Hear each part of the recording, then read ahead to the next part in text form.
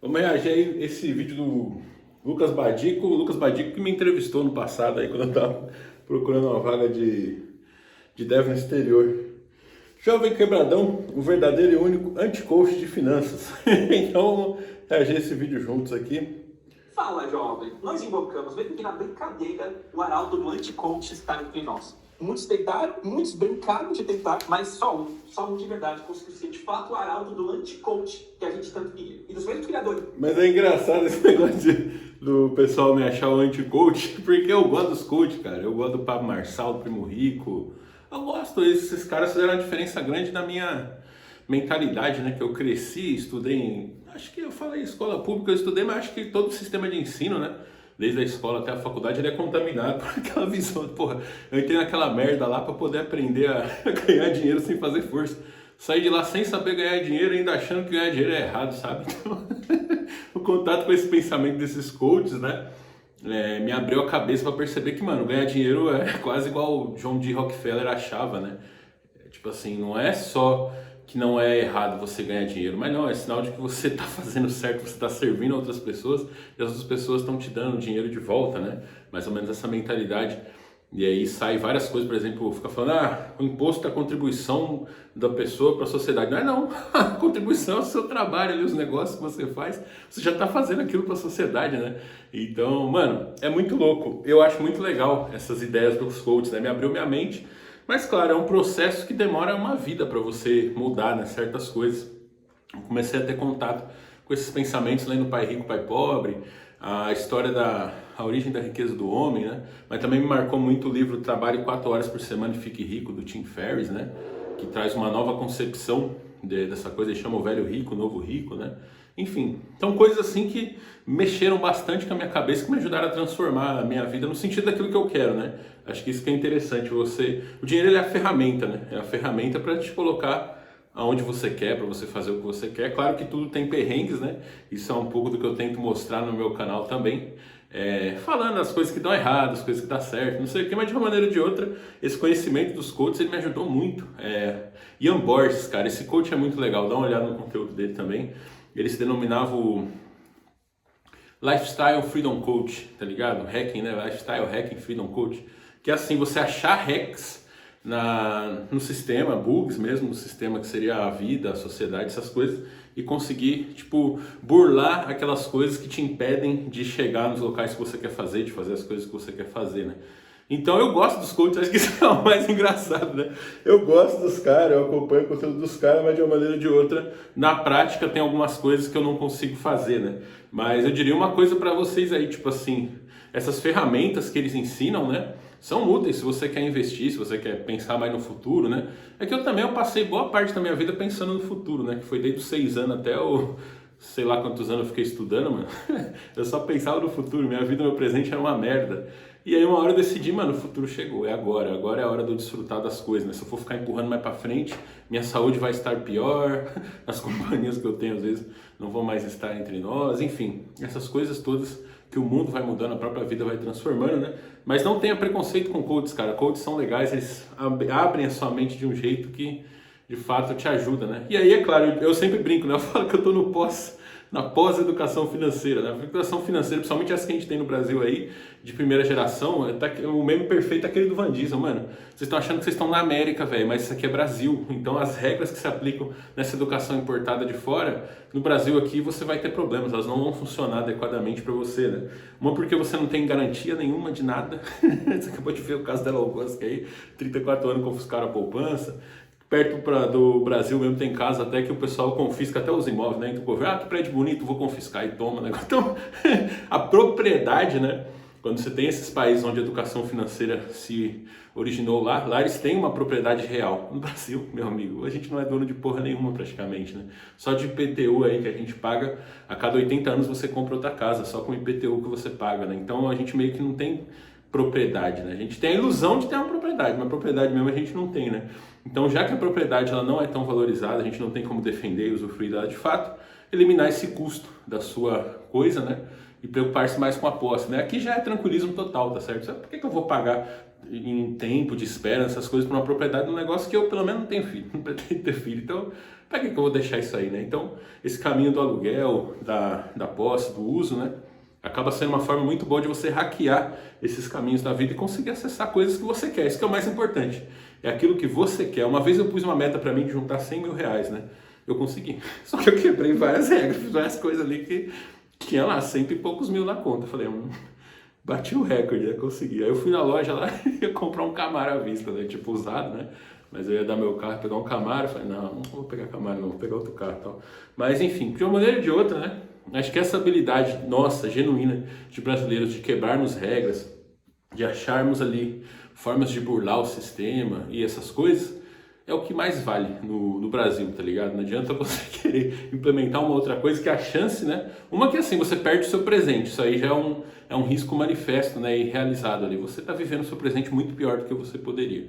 E se você pensar que a maior parte dos investidores investem muito por longo prazo, você acaba transformando a sua vida numa grande perrengue, né? Você passa perrengues que você não precisava passar, enfim. Você faz certas coisas que, mano, dava para você deixar de lado. O que os coaches, eles erram muito, né?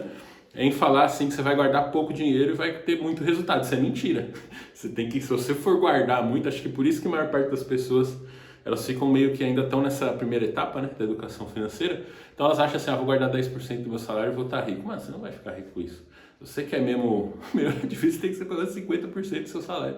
E aí vem aquela coisa, você está disposto a sacrificar 50% do seu salário enquanto você é novo? Melhor época da sua vida, né? Porque aquilo, 10%, tudo bem, 10% você põe lá, mas 10% não vai mudar porra nenhuma. Essa que é a grande realidade, né? Você pode chegar naquele número bonito, mas a inflação real ela é muito maior, né? Mesmo comparando com a inflação oficial, que ela é sempre para menos, você não vai ter tanta coisa assim. Então, sei lá, mano. Mas vamos lá, vamos ver o react aqui. O Débora tinha, o Débora deitado, nasce o verdadeiro e único anti-coach de finanças, um jovem quebradão. Sério, meu velho, eu tô abismado. Se eu não tivesse trocado... Realmente, não, mas agora ainda tô bem. É que vocês não viram a época que eu tava no meu ápice. Cheguei a dever mais de R$1 milhão nessa época, né? Hoje não, hoje eu cheguei ao meu primeiro milhão em dívidas.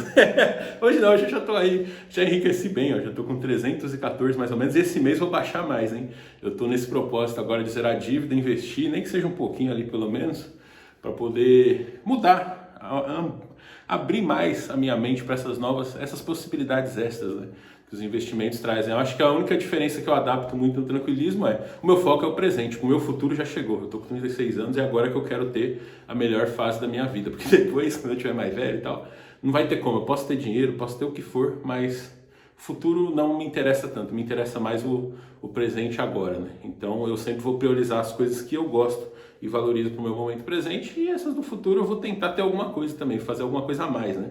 Porque graças a Deus já tenho, né? Uma consciência individual que cada um tem que desenvolver, né? A gente tem esse problema do sistema de ensino tradicional que ele é muito focado em coletivo, né? E a gente tem pouco tempo para pensar em nós mesmos, adquirir mais autoconhecimento, até o conhecimento situacional, vamos dizer assim, né? Você saber quem é você perante o mundo, quais as suas possibilidades, o que você já tem, que você não é... Sempre aquela ideia que a sua mãe fala, você não é todo mundo, você é um indivíduo particular, tem suas peculiaridades, né? Então, dentro disso, você procurar fazer o melhor. É isso que eu tento fazer, tá ligado?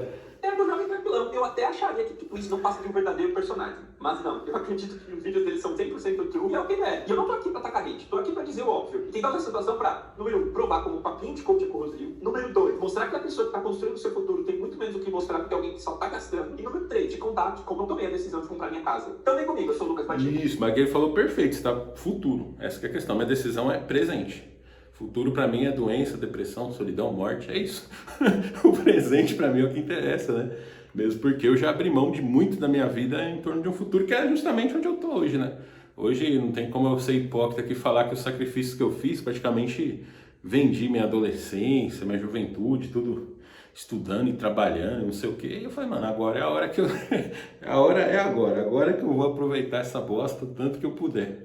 Futuro, mano, se eu chegar lá e estiver vivo, já tá bom, tá certo? Mas também, obviamente, que pela minha condição, né, de ser filho único e tudo mais, não é um negócio assim, também acho que isso é importante destacar, né?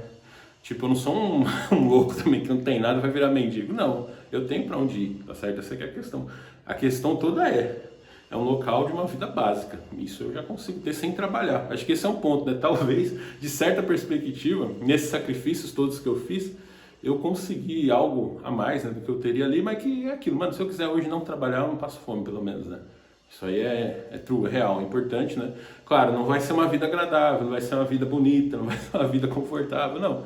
Até pode ser confortável, dependendo do seu contexto, né? Mas também tem outra coisa de desbravar novos horizontes. Acho que essa é uma questão também que fez muita diferença na minha vida, especialmente com o trabalho remoto, né? Nascido e crescido em São Paulo, morando na periferia e tal. Meu, o mundo era aquele ali. Quando eu comecei a conhecer outras coisas, eu falei, mano do céu, olha o quanto que dá para expandir a vida, né? E eu, de certa forma, tive um pouco de sorte de conhecer essas coisas depois que eu já tinha esse básico, mais ou menos, ali, meio que pronto, tá ligado? Básico assim, que eu tô falando pra vocês aqui, eu não tem um lugar pra morar e comida, né? Tem isso daí tem, de repente até pagar uma academia. O que que me falta nessa vida que eu quero construir com investimento também? Carro, né? Ter um carrinho para andar, para não ficar andando em transporte coletivo, essas coisas. Mas de uma maneira ou de outra isso é bem importante de frisar, né? E isso talvez você também tenha, só que você nunca parou para pensar, sabe? Você que tá me ouvindo aí, né? Você fica muito ouvindo a cultura, esses negócios, tal, realidade, tem aquele papo da cultura brasileira, né? A realidade, mano, cada um tem sua realidade. Cara, como é que pode, né? A mesma, mesma escola de pensamento que fala que a verdade é relativa, que não existe uma verdade, ao mesmo tempo falar de notícia falsa e querer falar que a realidade é só o que é ruim, né? Não, a realidade é isso, ó, tô tocando um negócio aqui, isso aqui é real, tá certo? A gente pode até falar que propriedade, essas coisas são meio ilusórias, né? Porque é um papelzinho que você tem lá. Aquele papelzinho, se o governo cismar com você, não você falar uma coisa que ele não gosta, ele falar, opa, não é mais seu, perdeu. Mentoria, passando por programação, cara, esse vídeo do Jovem Tranquilão, falando sobre finanças, falando sobre como é que se passa a finança dele, me deixaram realmente abismado. Eu fiquei com isso, revoltado, com muita raiva e desesperado, pensando no cara, sabe? Uma mistura, foi tão forte que eu comentei com a minha esposa, eu comentei com os meus mentorados, comentei com todo mundo que eu pude comentar e comentei. Vem com uma dica, eu ia falar uma parada pra ti, bicho. Eu sou 70% ou mais da população brasileira, vive mais parecido comigo do que com essa mentalidade de investimento, tá ligado? Essa coisa é pequena, né? Eu vi meu pai muito de perto viver assim. Meu pai, ele viveu, trabalhou até o dia que ele ficou inválido. Essa foi a vida do meu pai. Porque meu pai não aproveitava, ele não saía, não desfrutava, não viajava, pra você ter ideia. Meu pai viveu em São Paulo dos anos 70 até os anos 2000, ele nem na praia ele ia. Meu pai era assim, vamos fazer uma viagem? Não dá, tem que pôr um piso na sala. Não dá, tem que levantar uma parede. Não dá, tem que comprar um saco de cimento. Não dá, tem que pagar, adiantar não sei o quê. Então, tipo assim, a escala de prioridades do meu pai, né, ela era até parecida com essa. E, de fato, o negócio é poderoso, porque meu pai, ele nasceu nos anos 30, né, literalmente, assim, tinha nada. Era ele, meu avô, no caso, faleceu, meu pai ainda era muito novo, né, era ele cuidando das minhas duas tias e da minha avó, que nem cheguei a conhecer minha avó, né, faleceu antes de eu nascer. E, mano, meu pai saiu do nada e ele conseguiu, tipo, ter uma casa própria legal, tá ligado? Eu, como filho único, já nasci daí. Isso é um ponto também, ele nunca pode ignorar essas coisas. O ponto de partida da sua vida é muito importante, né? Eu, como filho único, então, tudo que meu pai construiu, junto com a minha mãe, obviamente, um dia... não é questão, um dia vai dar zero preocupação com isso, tá certo? Eu já vivo isso, né? Até por essa cultura brasileira de você poder morar com o pai, morar com sogra, né? Então, digamos assim, que meu pai, ele viveu muito pelo futuro, então... Hoje, quando eu faço uma viagem, às vezes, mano, eu deixo de pagar alguma conta pra fazer uma viagem. Porque pra mim é mais importante o lazer, tá ligado? Por quê? Porque eu vi meu pai fazer justamente o contrário, né? E, na boa, tudo bem, meu pai tinha eu pra deixar as coisas. Eu não tenho filho, não pretendo ter, né? Então, pra quem que eu vou deixar as coisas? Vou deixar pro governo? Vou deixar pra sociedade? Eu não, velho. Eu vou aproveitar o que eu puder, né? Então, isso é uma questão interessante da gente pensar, né? A maior parte da população brasileira vive um estilo mais parecido que o meu, né?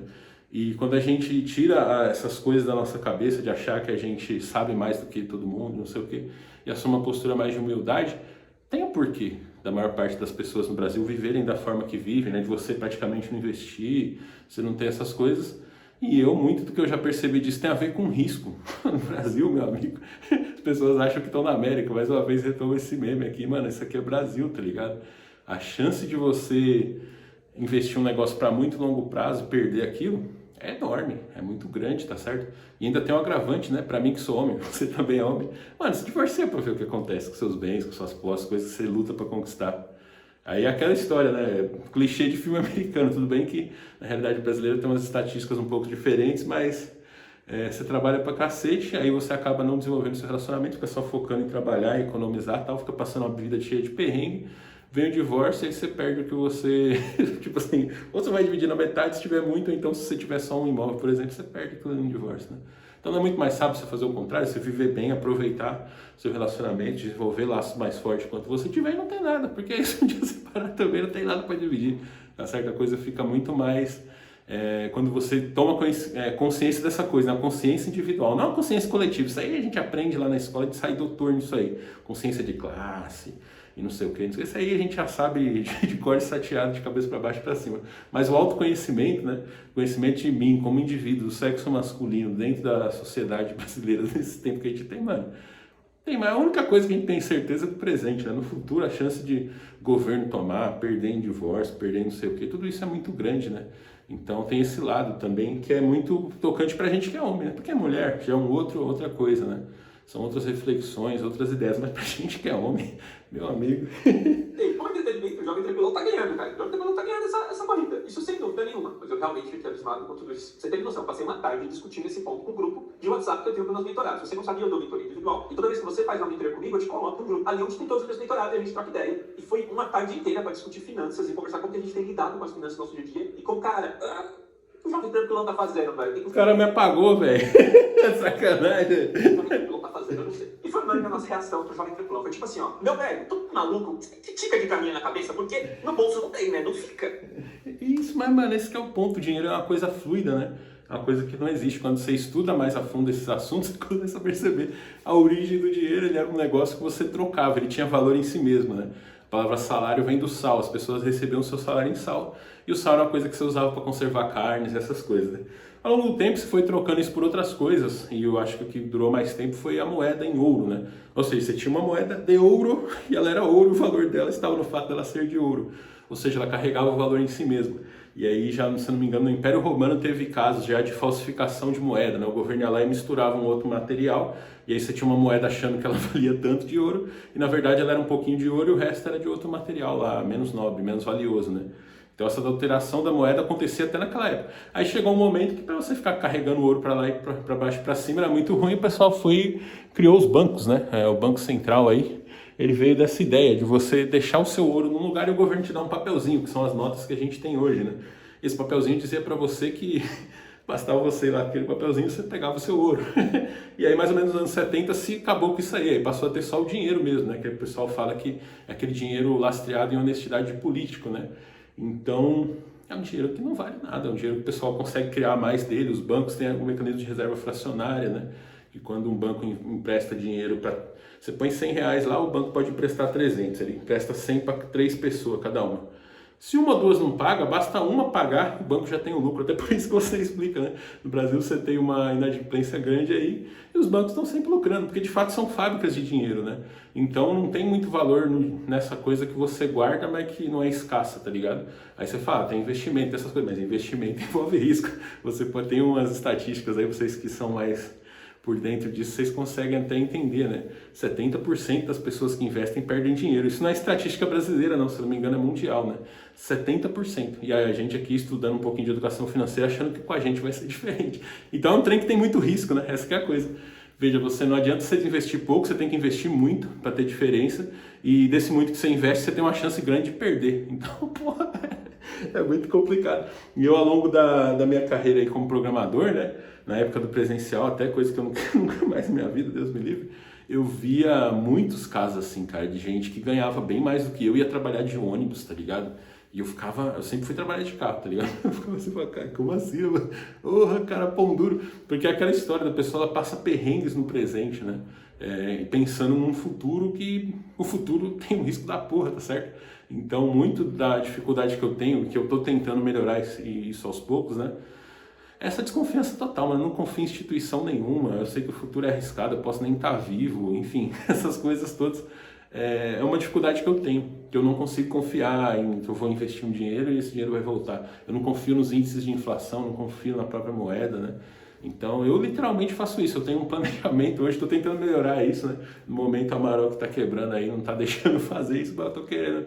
Caiu o dinheiro na conta, separa 10%. Na época eu fiz isso, né? Dava certo. Separa 10%, esses 10% eu vou pegar propostas do Serasa e quitar dívidas que eu tenho lá, né? Esses 300 e poucos mil, vem as propostas. Esses dias eu estava devendo 30 mil lá, a dívida de 30 me deixaram quitar por 300. Uma dívida que tinha gasto 7 mil e poucos reais, né? quitei lá, falei, oh, que beleza, que alívio que dá. Esse mês aqui não tem nenhuma proposta boa, mas a ideia é que sempre que tem essas propostas eu ter esses 10% separado para fazer isso, zerar essas dívidas e depois começar a investir, né? E eu tô nesse processo de mudança mental, então eu tenho um lado meu puxando, falando, mano, você vai confiar nisso aí? Eu tenho outro falando, não tem que confiar, não tem escolha. Porque até certo ponto, né, você começa a gastar dinheiro com besteira, né? Então, parte da minha organização financeira está nisso. Eu priorizo aluguéis que eu tenho das 2 casas, parcela dos carros, né? E manutenção também dos carros principais, né? Os outros eles estão quebrados lá, não estou tendo grana para isso. Mas de uma maneira ou de outra é essa tentativa de... eu sei que muita gente achou que eu devolvo uma casa, eu acabo, mas não apego, cara. Tudo que eu tenho, essas coisas que eu gasto dinheiro, eles têm um significado de uma maneira ou de outra, melhoram a minha vida, né? Então meu foco hoje, nesse dia de hoje, estou gravando o vídeo aqui, 30 de agosto, é aumentar a renda, cara. Eu não quero diminuir gasto, eu quero aumentar a renda. Quero aumentar a renda e aí... Veja que isso é meio que um processo que tem acontecido, né? Eu estou sempre aumentando minha renda. Minha ideia é aumentar minha renda e começar a pagar dívida, poupar, né? Mas eu não quero abrir mão dessas coisas que eu tenho. Isso aqui é o básico. O básico hoje para mim é isso, né? Enquanto eu puder. E aí depois eu vou por mais coisas. Porque de fato eu tenho uma tendência, eu não gosto de passar perrengues, essas coisas, né? Então eu valorizo muito conforto, tipo, por exemplo, eu prefiro deixar um ar-condicionado ligado para não passar calor do que, tipo, desligar ele e ficar com calor para economizar na conta, tá ligado? Então, coisas desse tipo, né? É tipo isso. E com esse vídeo eu vou tirar uma coisa do meu tempo. Como, por exemplo, você não pode refinanciar o patrimônio quando você não está calculando o retorno sobre esse investimento. Você não deve. Mas aí você tá falando de número, tá ligado? O número é o menos importante na coisa toda, tá ligado? O que é importante é o negócio ali. Por exemplo, eu tinha um carro quitado. Se eu for vender ele, pegar um outro carro, ou ficar sem carro, isso é um custo que eu não quero. Eu prefiro ter o custo de refinanciar. Refinanciar aquela, pô, o carro tá ali, eu sei que ele é bom, tenho a confiança nele, né? E digo mais, né? Eu sei que se eu vender ele, eu vou comprar outro daqui a pouco, então é melhor ficar com essas coisas, né? Eu tive época na minha vida que cada 6 meses eu tava comprando, trocando de carro, da época boa mesmo, né?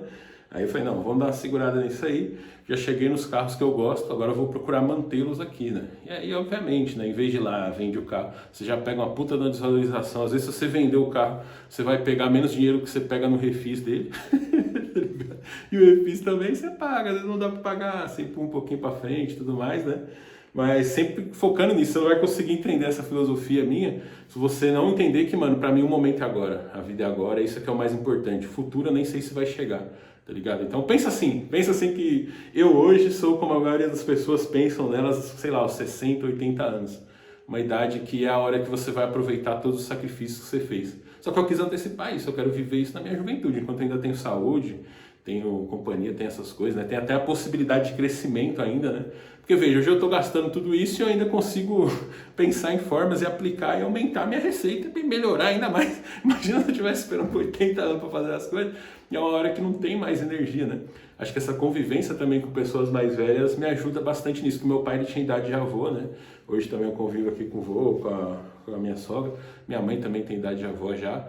Então é diferente, mano. Quando você fica velho, você não consegue mais aproveitar. Só você pensar que a origem da aposentadoria era um negócio para a pessoa parar de trabalhar, para ela não atrapalhar os outros, porque ela não tinha condição nem de trabalhar. Imagina se você não tem condição nem de trabalhar, que dirá desfrutar das coisas que você acumula, né, e tal.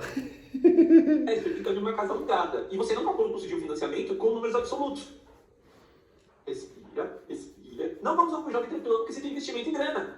Ponto, fácil. Eu comentei no vídeo aqui sobre a regra que eu sigo, que você deveria também seguir. É porque você está de algum criador de conteúdo que devemos concordar 100% com ele. A gente tem que sim discordar. Temos de ter nossos próprios pensamentos. E há pontos em que o criador de conteúdo não tem nada a contribuir com nada.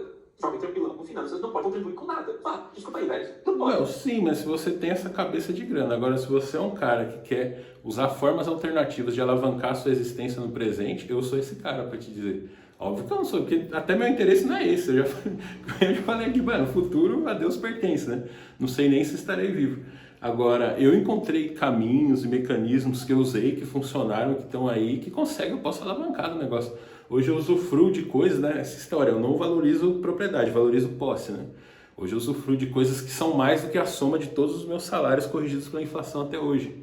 Então é uma parada que, mano, é legal, tá certo? Dentro dessa filosofia, né? Se você tiver essa outra cabeça de querer pagar pela propriedade das coisas, que a gente pode até extrapolar um pouco, dizer naquele livro lá do Tim Ferriss, né? Você tem os velhos ricos, né? Que seria essa mentalidade de você acumular coisas, e você tem os novos ricos, que a ideia é você usufruir de uma existência agradável, tá ligado? Então a ideia é essa, mano, eu quero ter uma existência agradável. Obviamente que tem pontos a melhorar, sempre tem, né? E eu foco nisso daí. Mas essa outra coisa, mano, meio que isso aqui é Brasil, tá ligado? Essa aqui é a grande questão, né? Você não tem as garantias que você deveria ter para valorizar tanto assim a propriedade a ponto de você abrir mão dos seus melhores anos da sua vida, cara. Você ficar, mano, eu fico imaginando, não consigo, realmente, eu já tentei viver assim, eu não consigo.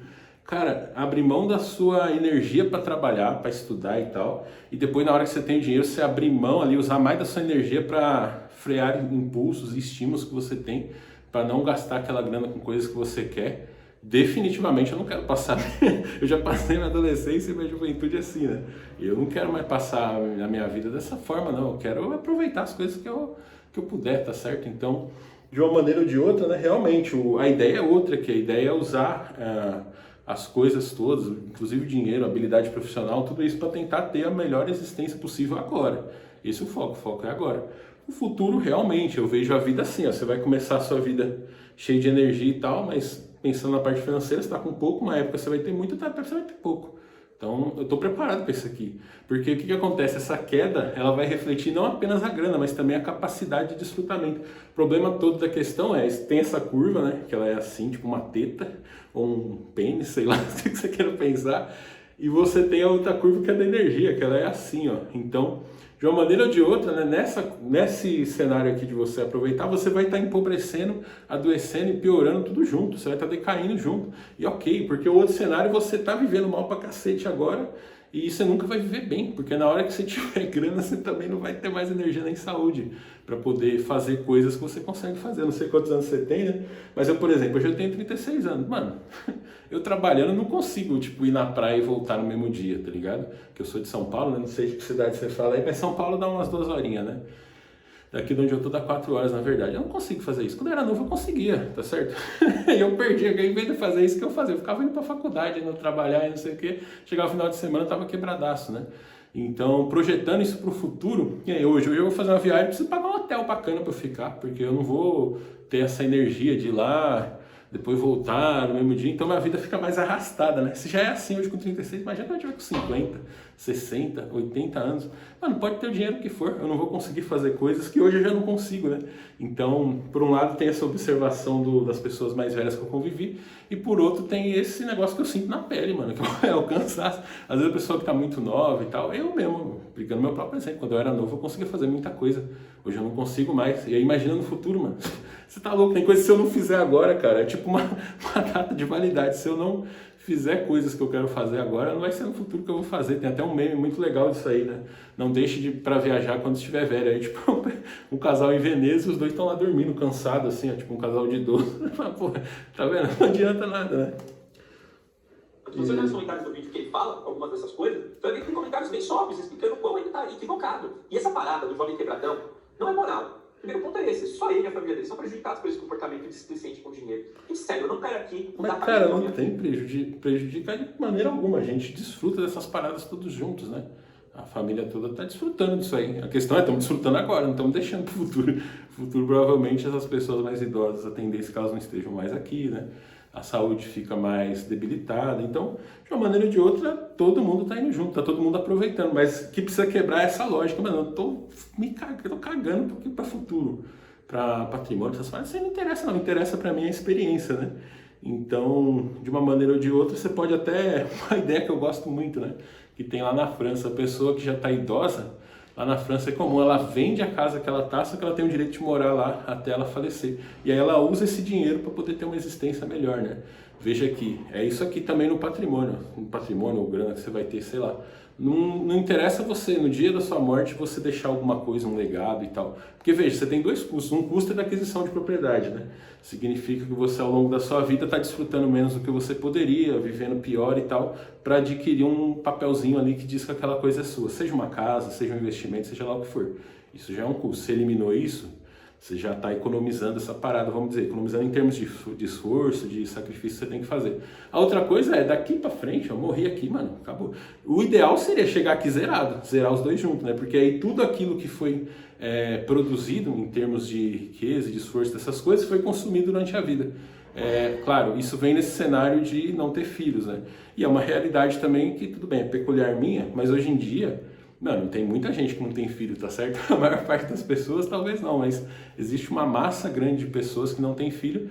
E para nós não faz sentido nenhum deixar de aproveitar a vida, a nossa juventude, porque quando a gente morrer vai deixar pro governo? Porra, não, né? Então é mais ou menos aquela ideia do plantar só o que você vai colher, né? Usar isso como uma ferramenta, principalmente, não para ter uma colheita muito grande, mas para plantar menos, para gastar menos energia, para essa coisa que seria o legado, né? Após a morte, para aquisição de propriedade também, que a propriedade no limite ela vira uma coisa que, pensa, você teve um custo ali. Se você não tiver aquele custo, né? Saiu mais barato, você teve que, ou você desfruta mais ou você trabalha menos, né? Tem mais, uma existência menos, assim, trabalhosa, vamos dizer, né? Mas veja que você, é uma coisa bem peculiar, né? A gente está no Brasil, tem essa realidade de insegurança no futuro e ao mesmo tempo tem a minha peculiaridade aqui individual, esse fato de não ter filho e não pretender ter filhos, né? Então eu não tenho a menor pretensão de deixar nada para depois que eu falecer, né? Inclusive, tem aquele ditado, né? O pessoal fala, fulano morreu na pobreza. Mano, acho que pior que morrer na pobreza é o cara viver na pobreza, passar a vida toda na pobreza, porque a morte é um momento, você morre e acabou. Agora a sua vida inteira, né? São décadas e décadas que você está vivendo, né? Que você está passando perrengue, você está deixando de fazer coisas que você queria fazer, você está deixando de ter conforto, de ter um momento de alegria, dessas coisas, né? Então, é mais ou menos essa ideia. Acho que a base de tudo é isso, veja, o foco no presente, né? E essa... Mano, pra quê? Depois que eu morri, acabou. Em adulto, cada um dos seus BO, e sabe as consequências, ele tá vivendo as consequências dessas atitudes. Então, eu não tô aqui para ensinar o documento, não. Eu tô aqui para usar isso como desculpa pra gente falar de finanças de uma maneira que você assista. E vamos combater algumas falácias, porque ele repetiu algumas falácias ali que todo coach de finanças tá repetindo. A turma do Thales Gomes odeia da Artetinha, mas eu tenho certeza absoluta que a turma do Primo Rico ama ele. Porque se todos nós agíssemos como jovem tranquilão, essa turma estaria 1000 vezes mais rica do que já é. A situação do pobre é fruto da exploração, fato. Mas a situação do vai começar com esse papo aí, cara. O Payment Plus é fruto do consumismo desenfreado e por um péssimo relacionamento com o dinheiro. E se você deve, ou quer ser deve, se você for minimamente bom, no mínimo você se torna um PPP. Se não for de uma classe média baixa ou mesmo alta, vai depender de como você inicia a sua carreira. Eu ganho algo ok para uma classe média baixa, talvez até para uma alta, há alguns anos, mas socialmente eu ainda me identifico como pobre. Eu vim de família pobre, eu me relaciono com muita gente que está em uma situação de risco. Eu sei onde o cara dói dos pobres. Agora eu vou falar algumas falácias. Não, mas isso é um ponto também, o contexto que você vive, né? Eu, nesse contexto de onde eu vim, eu poderia viver sem trabalhar, que nem eu te falei. Eu já tenho isso, já peguei isso aí, né, por garantido. Agora eu tô meio que explorando outras coisas, né? Outras paradas que, se eu for me preocupar nessa ideia que o pessoal fala, né, entre o ser e o ter e não sei o que, né? Como se você tivesse que meio que alcançar algumas marcas antes de fazer certas coisas, que nem meu pai lá, meu pai achava que para ele viajar, ele tinha que estar com a vida toda resolvida, por exemplo, né? Então, se você deixa isso aí de lado e começa a explorar e conhecer outras coisas, você começa realmente essa fase da vida que eu tô agora, uma fase de exploração, de descoberta, né? Mano, eu tô descobrindo coisas e tendo acesso a coisas que eu nem imaginava que existiam, sabe? Então, mano, assim, de fato, pô, que nem eu sou nascido e criado em São Paulo, né, mano? Você poder dormir à noite num lugar, agora, poder dormir de noite num lugar que não tem barulho, sabe? Você tem um ar-condicionado, pô, tá 40 graus, tu liga o ar-condicionado ali, você passa frio, você dorme de coberto se você quiser. A beleza também, né, nesses meios urbanos, especialmente periferia e tal, são locais que não são muito bonitos, não são muito cuidados, né? Então você tem, eu mesmo, no bairro onde eu cresci, muita pichação, muito lixo, né? Esses dias eu estive lá e eu vi na rua, tava tudo cheio de lixo, assim, negócio mal cuidado e tudo mais. E óbvio, isso é fruto do custo de reparo. Essa coisa é muito cara mesmo, você comprar tinta, pintar, fazer essas coisas é bem caro, eu conheço, eu sei como é que é isso aí. Mas o ponto é, você está acostumado a viver daquela forma, você tem acesso a outras coisas, começa a expandir a sua mente, né, e vai te transformando, e até certas coisas também, isso tem uma combinação entre diferença de gosto, né, e também decadência de saúde, né, porque eu tô ficando mais velho, então, eu falei, antigamente podia ter um carro sem ar-condicionado, por exemplo, e ir pra praia nele, beleza. Hoje em dia eu já não consigo, se eu tenho um carro sem ar-condicionado lá no sol, mano, eu vou passar mal, eu vou ficar tonto, eu vou começar a suar, tá ligado? Então, de uma maneira ou de outra, né? Você acessar essas outras coisas é interessante porque você vê uma outra vida que você pode viver, né? E se você desapega dessas marcas que você tem que ter, eu tenho que ser dono, não, foda-se, você vai ser dono, você não vai ser, mano. A sua vida é o momento que você tá vivendo, né? As experiências que você tá tendo, né? Os perrengues que você tá ou não tá passando. Enfim, se você tá dormindo num lugar que tá tocando um pancadão do lado, como eu já morei em lugar assim, você não consegue dormir, ou se você tá num lugar que é um silêncio, que você não ouve nem moto, né? passando, essa coisa de sair dos centros urbanos, essa questão também até do condomínio de casa, também é uma coisa que eu achei bem bacana, né? Porque você tem menos tráfego dentro da rua, né? Então, de noite você dormir, não tem uma moto passando, não tem um carro. Então, tipo, é um negócio assim que, de fato, são coisas agradáveis de você ter experiência, né? Hoje eu vejo minha vida meio que como eu tô, é como se eu estivesse em uma viagem, pagando diárias de hotel e explorando coisas diferentes, assim, daquilo que eu passei a maior parte da minha vida, né?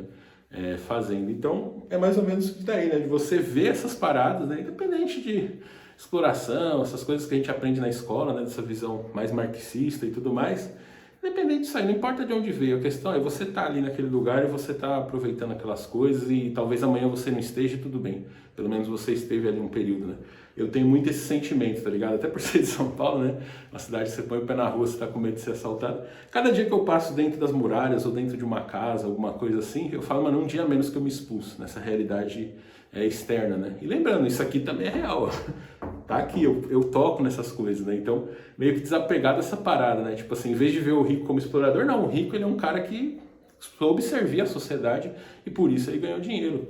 Ele soube organizar a sua estrutura produtiva, ou sei lá, ele tem alguma habilidade peculiar e, enfim, de uma maneira ou de outra ele consegue coisas que a gente não conseguia ter acesso antes. Eu mesmo já consegui acesso a certas coisas de maneira temporária e óbvio, né? Com uma organizaçãozinha, aquela história, se organizar direitinho dá até para comprar, né? Alguma coisa nesse sentido, dá para construir, enfim. Mas o ponto todo sair desse meio, né? Onde eu cresci e explorar essa outra parada, tá certo? Exterior eu não tenho muita vontade por causa de clima, né? Mas eu acho que o exterior deve ter um efeito parecido nas pessoas, né? É aquele lugar que você vai lá e aí você vê que na rua não tem lixo, que você pode andar de boa, que ninguém vai, sei lá... É uma coisa besta, né? Roubar seu celular, mas, mano, a preocupação que essa merda traz, né? Até ter um seguro de celular é bom por causa disso. Você vai andar na rua assim, você vai ficar mais relaxado, né? Porque não é uma perda grande, não é que nem um assalto à mão armada que você leva um tiro, um latrocínio, não é esse o caso. Mas a paz de espírito, né? Que você ter, de você poder sair da sua casa, andar numa rua assim sem problema, né? Ter até a mobilidade também é uma coisa legal, né? Tipo assim, isso aí eu experimentei uma época que eu morava na periferia e a casa que eu morava tinha um bar do lado e tinha pancadão na rua de trás. E aí, mano, o que eu fazia de vez em quando? De vez em quando não, quase toda semana. Começava o couro comer lá, o puta barulhão, pegava meu carro, saía com a minha mulher, a gente ou ia dormir na casa da minha mãe, ou ia dormir num hotel, né? Então, tudo isso é a grana que traz, né? E veja um ponto aqui, né? De você... Tudo bem, você tem a sua casa, você pode alugar ela para outra pessoa e fazer coisas desse tipo, ok. Mas, de uma maneira ou de outra, se você é dono da casa, você fica mais preso a uma localização geográfica, né? É uma prisão quase psicológica, assim, porque realmente, em qualquer momento, você pode deixar aquela casa ali, sair dali e ir para outra. Mas é muito mais difícil você fazer isso sendo dono, né? Porque você vai ter laço, você vai ter costume, você vai ter um monte de problemas desse tipo, do que se você for um cara que tá alugando, mano, tá alugando uma casa.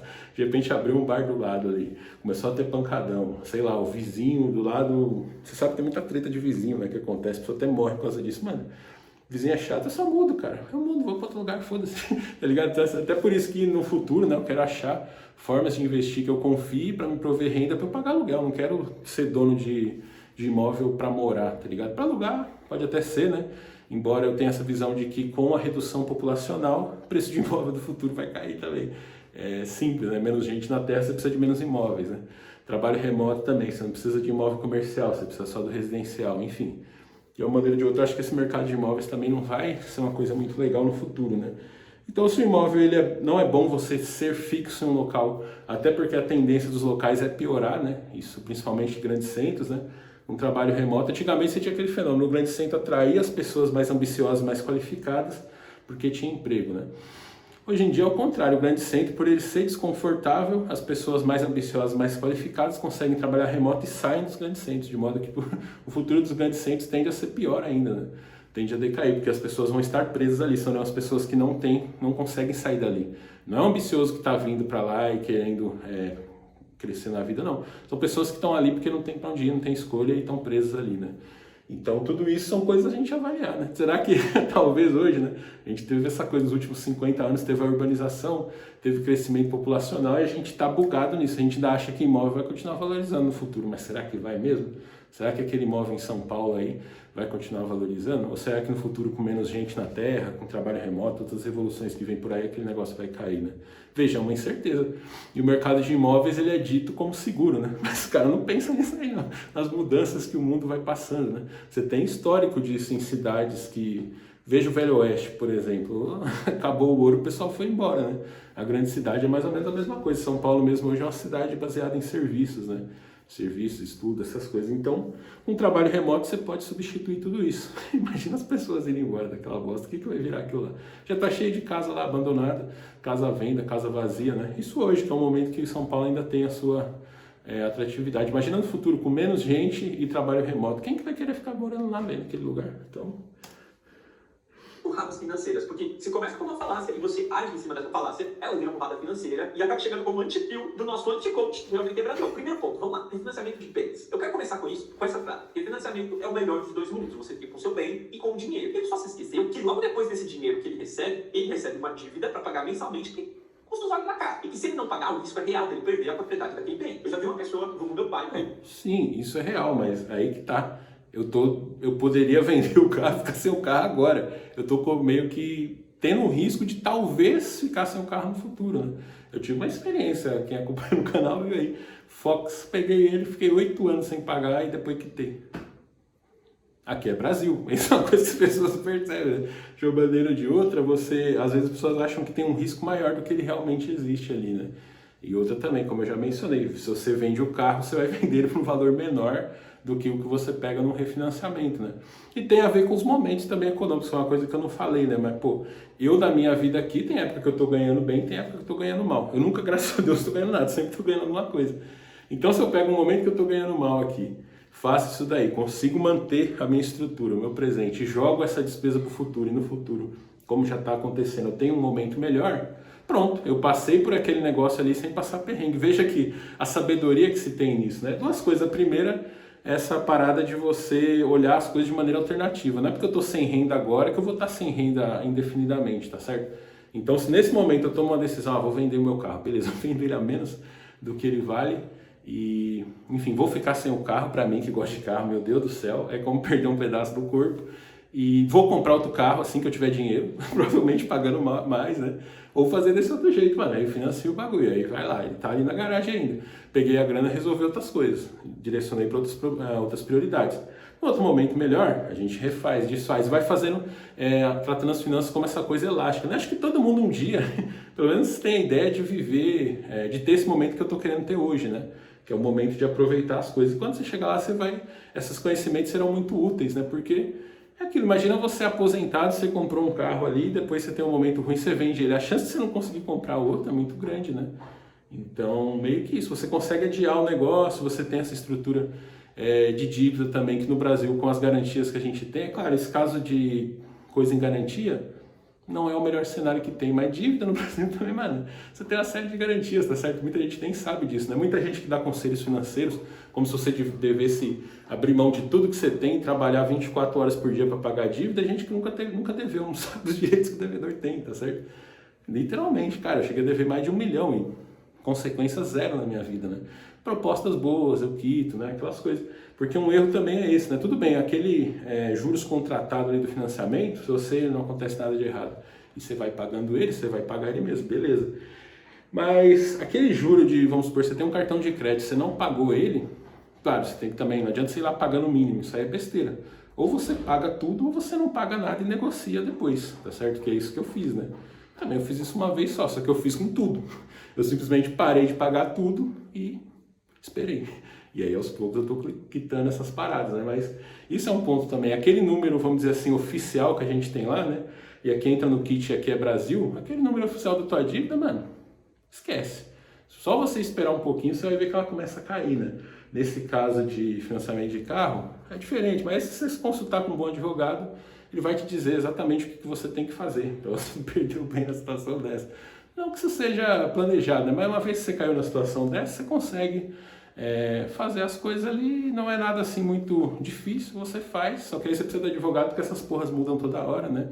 Na época que eu consultei com um advogado, foi há muitos anos atrás, a regra era uma. Hoje, a regra é diferente. Dada essa regra, tem os caminhos que você pode seguir também, né? Mas de uma maneira ou de outra é isso, mano. Pra que você vai vender um carro que depois você vai comprar de novo? Se você pode pegar aquela grana ali e deixar a dívida, beleza, fica a dívida lá. Você vai pagando, vem um momento bom, você vai lá e quita, né? Vem um acordo, vem alguma coisa, né? Então, é tudo uma forma de você usar recursos, né? E lembre-se, 70% da população brasileira vive desse jeito. Isso tem um motivo, né?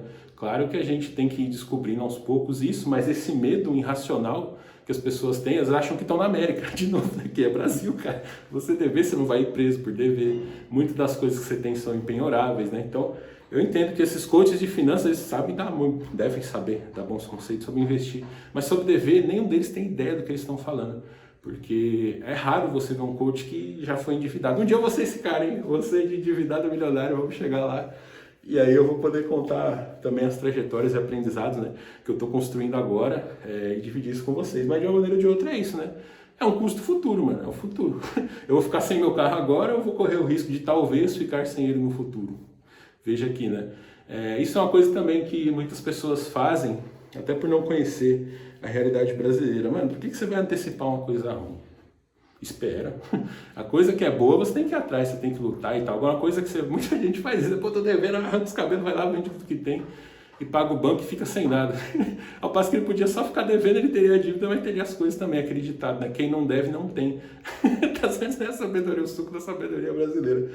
Então são mecanismos que você pode usar, né? Se você só olhar para o número, obviamente, não faz sentido. Tem um carro de tabela, ele é 80 pau. Aí eu vou somar as parcelas, vai dar 200 pau. Tá, tudo bem, mas é 200 pau ao longo de 5 anos que seja, né? 5 anos tanta coisa pode acontecer. Posso ganhar na loteria, posso ir trabalhar para o exterior, pode surgir um carro mais legal e eu trocar aquele que eu tenho por um outro, enfim. Pode ser que eu vire um mendigo também. Então a coisa toda ela é muito... Todo o dinheiro futuro ele vale muito menos do que o atual, né? Simplesmente, se você quiser olhar isso de uma maneira bem simples, é porque você pode nem estar vivo no futuro. Então o dinheiro que você gasta ele hoje, você já garantiu. Agora, todo o dinheiro que é daqui para frente, você não sabe. Você pode ser. Pode ser que você chega lá, tá legal, mas pode ser que você nem chega lá. Pode ser que quando você chega lá já confiscaram, já teve uma crise. Enfim, teve uma hiperdesvalorização da moeda, tem uma série de coisas, né? Imagina, você devendo e vem uma puta de uma inflação brutal, né? Claro, se você estiver devendo imóvel, corrige pela inflação, mas financiamento de carro não corrige. Então, hoje mesmo tem um financiamento aí que eu fiz há tantos anos, que hoje em dia, na época era grande o valor, mas hoje em dia é isso aqui, por quê? Porque a inflação levou para baixo, né? Eu até torço que esse novo presidente do Banco Central derrube os juros da inflação e lá para a lua, porque minhas dívidas, elas realmente vão ficar assim, ó, porque ela vai corrigindo, né? Você veja que interessante esse mecanismo, né? As pessoas não conhecem isso tão a fundo, mas você devendo no Brasil, depois de certo ponto, não apenas você não paga juros, como você paga menos pela sua dívida do que o que você gastou originalmente, né? É literalmente um mecanismo de juros negativos, né? O exemplo bom é isso aí que eu falei para você. Aí foi com uma conta que eu gastei acho que 7.500, depois de quantos anos? 8 anos, eu quitei por R$300. Existe investimento que você põe R$300 em 8 anos e pega 7 mil no futuro? Não sei, deve ter, talvez tenha. Mas e o contrário? Se fechar conta, isso é o contrário. Eu estou gastando mais hoje, né, nessa época, e no caso eu gastei mais na época, pagar menos no futuro. É juros negativos puro, né, na origem da coisa toda, né. E aí tem todo o mecanismo bancário, que a sua dívida ela cai lá, ela é vendida, né, para um outro banco. Lembre-se, o banco te emprestou, ele já provavelmente não saiu no prejuízo por causa da reserva fracionária, né. E ele vai e vende essa dívida para uma fração daquilo para um outro escritório de cobrança. Vai tentar te cobrar, não conseguiu, vende para outro, vai vendendo, é por isso que a sua dívida fica assim no final. Porque o banco, você pegou 100 contos, você tinha uma dívida de 100 que ele botou com juros, foi para 500. Aí ele vende essa dívida lá pro cara por 50. Beleza, o banco já tirou dele. Esse cara que comprou por 50, ele vai tentar te cobrar. Se ele não conseguir, vai vender para outro por 25. E assim você vai baixando, até que aquele cara que esse cara aí, por exemplo, que tem a dívida, né? Mano, eu paguei R$300 numa dívida que era 7,5, né, que eu tinha gasto e que a dívida foi para 30 com juros. Eu paguei 300 e o cara ainda teve lucro, porque ele provavelmente comprou essa dívida por 50, R$100. Você imagina, né? Aqueles blocões que os bancos vendem e vão revendendo um para o outro, que a dívida, quanto mais tempo ela passa, né, menos ela passa a valer, porque a chance de você nem pagar é muito grande, né? Eu tenho dívidas de 20, de R$30, tá lá, eu não vou pagar isso aí, R$30. Acabou, já foi, né? É aquela história, eu pago em dia. Se não der para pagar, eu pago com um acordo no mínimo sem juros, né? Se tiver juros, eu simplesmente não pago, né? cair nesse papo, inclusive papo de advogados, não paga não a dívida, tem juros abusivos, eles não podem tomar o seu carro, a gente vai entrar com uma ação, eles vão renegociar. Sério, meu pai já caiu nesse papo. Eu também caí, porque eu acreditei na época, eu acreditei no visitar o advogado, tomaram o carro do velho. Era o carro que ele usava para trabalhar, era o carro que... Mas aí depende, eu acho que o advogado não aconselhou corretamente seu pai. O negócio é você tirar da tua casa o carro. Simplesmente você põe ele num lugar lá escondido e pronto. Morre por aí. Literalmente, né? O que o advogado me aconselhou foi isso. Eu não gastei, eu só gastei a consultoria dele, né? Tipo, a hora dele lá, pagar a consultoria. Não entrei com ação, não fiz acordo, nada. Só o endereço aqui, tá, o carro tá ali. Acabou. 8 anos depois que tem o carro, né? Mas veja, tem toda uma história por trás disso, né? Veja que o cara que tá ali fazendo aquela busca, aquelas coisas, ele tem também o custo, né? O risco dele, que ele vai ingressar com uma ação, alguma coisa, isso tudo custa. Então ele prefere fazer um acordo contigo, né? Nesse caso aí do carro, por exemplo, eu tinha financiado acho que 40 mil na época, né? Depois eu quebrei e tudo mais, aí depois que eu vim a entender desses mecanismos todos, e 8 anos depois eu paguei acho que 14, né? Você pensa, 40 mil, 8 anos atrás valia muito mais do que hoje, né? E eu tenho hoje por uma fração também. E teve outras ocasiões, tudo dessa mesma época, né? Eu quebrei uma vez ali, até hoje eu ainda estou com essas dívidas, mas que não gera efeito prático na minha vida nenhum, mas elas estão aí, só que eu estou pagando. Esse que é o ponto, né? Eu desci daqui, né? O que eu poderia ter feito? Eu poderia ter trabalhado mais, ter abrido mão das coisas, guardado dinheiro, e provavelmente nesses 8 anos ainda não teria quitado as dívidas todas. Em vez disso, não. Eu só parei de trabalhar, parei de ter grana e fiquei esperando virem pegar as coisas. Não vieram, tá ligado? De uma maneira ou de outra, né? E aí depois eu, obviamente, fui quitando, e ainda tô fazendo isso, né? Só que é uma... Você veja, 8 anos, né? 8 anos é um tempo considerável, né? Mas também, assim, você imagina. É que eu também não tenho esse número de cabeça, né? De quanto que era o gasto original versus juros, essas coisas. Mas de uma maneira ou de outra, tô aqui, velho. Já foi bem mais da metade do caminho, né? Vou chegar lá e tô chegando tranquilo. Não tô passando perrengue, né? Assim, porque nessa época eu cheguei à conclusão do seguinte, eu tava trabalhando, né? Aí sim, aí eu tava no momento endividado, porque eu tava trabalhando, o negócio, a dívida tava crescendo, e eu tava tentando pagar, mas meu salário era menor já do que o juro da dívida. Então, literalmente, eu trabalhava e ficava mais pobre. Eu falei, bom, já que é pra isso, então eu parei de trabalhar, porque eu tô trabalhando pra nada, né? Aí parei de trabalhar, aí fui atrás, fui ver essas outras coisas, organizar, né? E tô aqui até hoje. Mas a questão é, eu não tenho pressa. Uma hora eu vou chegar lá, né? Sem pressa, da mesma forma que para investir você não pode ter pressa, para pagar dívida também você não pode ter pressa. Você tem que ir pagando aos poucos, conforme vem boas propostas, né? Claro que depende do momento, depende do tipo de dívida, tem várias variáveis aí. Mas, de novo, a consciência individual é importante, né? Isso era o que mais me faltava. Quando eu adquiri consciência individual e dessas outras coisas, o negócio realmente explodiu, né? Foi uma época muito boa que eu tive da minha vida aí por ter adquirido esses conhecimentos. Né? Foi um dos dias mais tristes da minha vida. Então, não cai nessa história de refinanciamento. Não cai nessa história de que, você tá com o melhor dos dois mundos. Não, quem tá com o melhor dos dois mundos sempre é o banco. Não, mas veja aqui, se você não refinanciar, você vai ficar sem o carro hoje, cara. Essa que é a questão. Você tá postergando, né? Você poderia ter ficado antes, né? Eu não sei no seu caso quanto tempo foi, mas se você fez um refis, sei lá, passou 3 meses e você não conseguiu, você teve 3 meses para usar o carro, véio. Depois já foi, tá bom. Esse é um ponto também que eu tenho uma certa dificuldade de entender como é que as pessoas não conseguem ver isso, né? Mano, se o negócio é ruim, você pode adiar? Adie. Por que você vai adiantar o negócio ruim? Não faz sentido isso. Ponto. É o banco, sempre é o banco, não é você, não cai nessa história. Mas o pior mesmo é que você ainda está pagando juros absurdos por aquele valor. De fato é abusivo. O banco é a única classe da sociedade que tem certificação, que tem permissão para te roubar. E o empréstimo é um roubo solidário, é um roubo que não é, cara, você está comprando tempo. O empréstimo é comprar tempo. Imagina que você descobre um problema de saúde que hoje em dia, né? Hoje em dia as coisas estão interligadas, mas vamos... pega uma licença poética para tentar entender um pouco isso aqui. Imagina que você acabou de sair do médico, você acabou de descobrir que você tem uma doença grave, que você vai morrer daqui a 1 mês. E você tem score de crédito alto. Você vai lá e pega todo o dinheiro que você pode e curte seu tempo de vida ali que você tem. Olha que coisa maravilhosa que é isso, você poder comprar tempo, né? Você poder antecipar uma coisa que talvez estaria depois da sua existência, né? Porque o tempo que você gastaria para juntar aquilo, considerando que você não perdeu o dinheiro, né? Você não teve seu dinheiro tomado, enfim, todos esses riscos, e você chegou vivo lá na frente. Olha que coisa maravilhosa, mano. Eu tô podendo desfrutar de coisas aos 30 anos, jovem, que se eu fosse seguir sem os empréstimos, sem essas coisas, eu só ia desfrutar dessa porra se chegasse lá aos 80, 90 anos. Então olha que coisa maravilhosa que é o crédito, né? Quando você olha apenas para números, você fica com essa impressão mesmo. de que é uma coisa ruim, usura e não sei o quê. Mas quando você olha para a prática da coisa, mano, é maravilhoso poder realizar um desejo, né? Claro que aí, aquilo que você falou do consumismo é bem real, eu concordo. Às vezes você compra coisa que você não precisa, mano. Você compra as coisas que você não precisa, isso é verdade. Mas, tirando isso daí da reta, né, mano? Imagina o local que você mora, por exemplo, você poder usufruir de um negócio hoje e nem, tipo assim, talvez pagar depois. No caso do aluguel é perfeito pra isso aí, né? Essa casa aqui que eu tô, por exemplo, 1,5 milhão mais ou menos, uma casa dessa aqui. Mano, 1,5 milhão eu teria que ter pelo menos 300 mil de entrada. Com 18 mil de depósito, tô aqui dentro. Cair pra dentro é só ir pagando 6 horas, que não der mais pra pagar, eu vou embora. Basicamente isso. Eu tenho esse período de espera grande, né?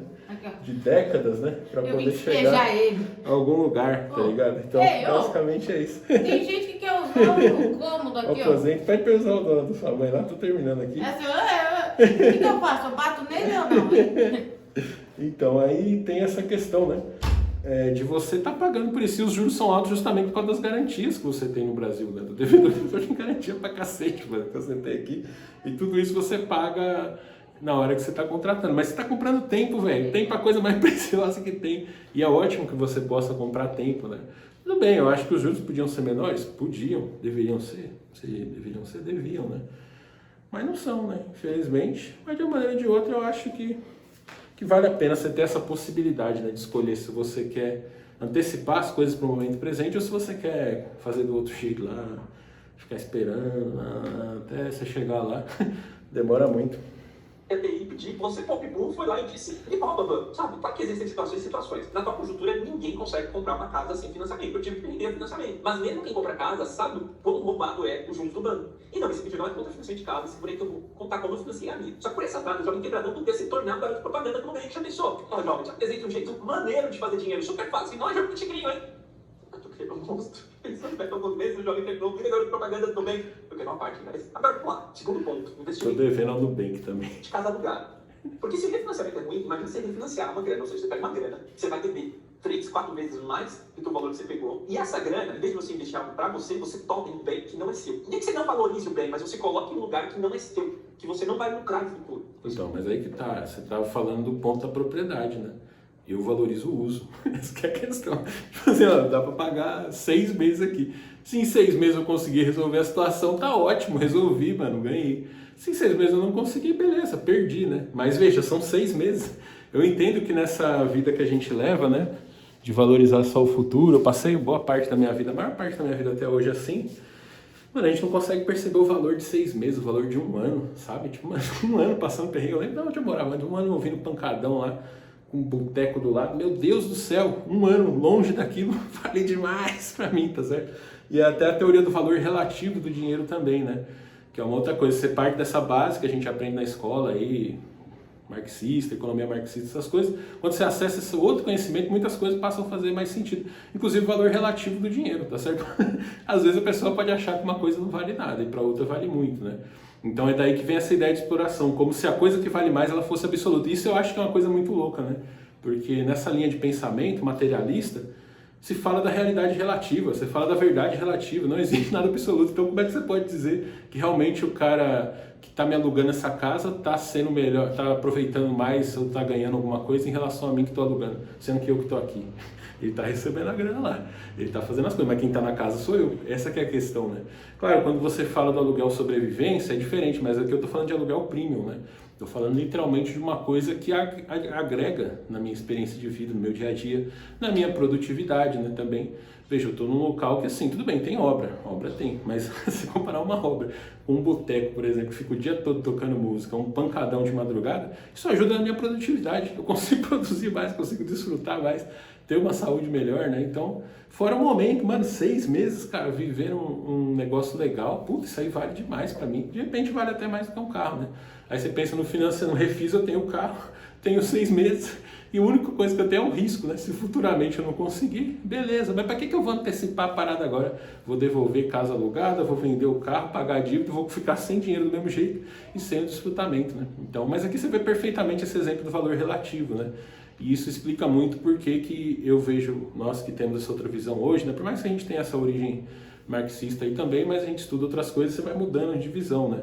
E ora, os dois estão ganhando, porque para mim o que eu tenho vale mais, e para a outra parte o que ela tem vale mais. Então nós dois enriquecemos, por isso que a humanidade enriquece cada vez mais usando esse mecanismo de trocas, né? Você paga alguma coisa porque aquela coisa para você vale mais do que o dinheiro que você está dando, né? Por mais que você possa não concordar, mas ações elas falam mais alto do que palavras, né? Então, a partir do momento que você faz uma transação, no fundo você está dizendo isso, você está dizendo que, olha, isso aqui para mim, que você me deu, vale mais do que esse dinheiro que eu estou te dando. E a outra parte também, esse dinheiro para mim vale mais do que essa coisa que eu estou te dando. E os dois lados estão mais ricos, pensando na riqueza como essa coisa de fazer aquilo que você quer, satisfazer os seus desejos, enfim.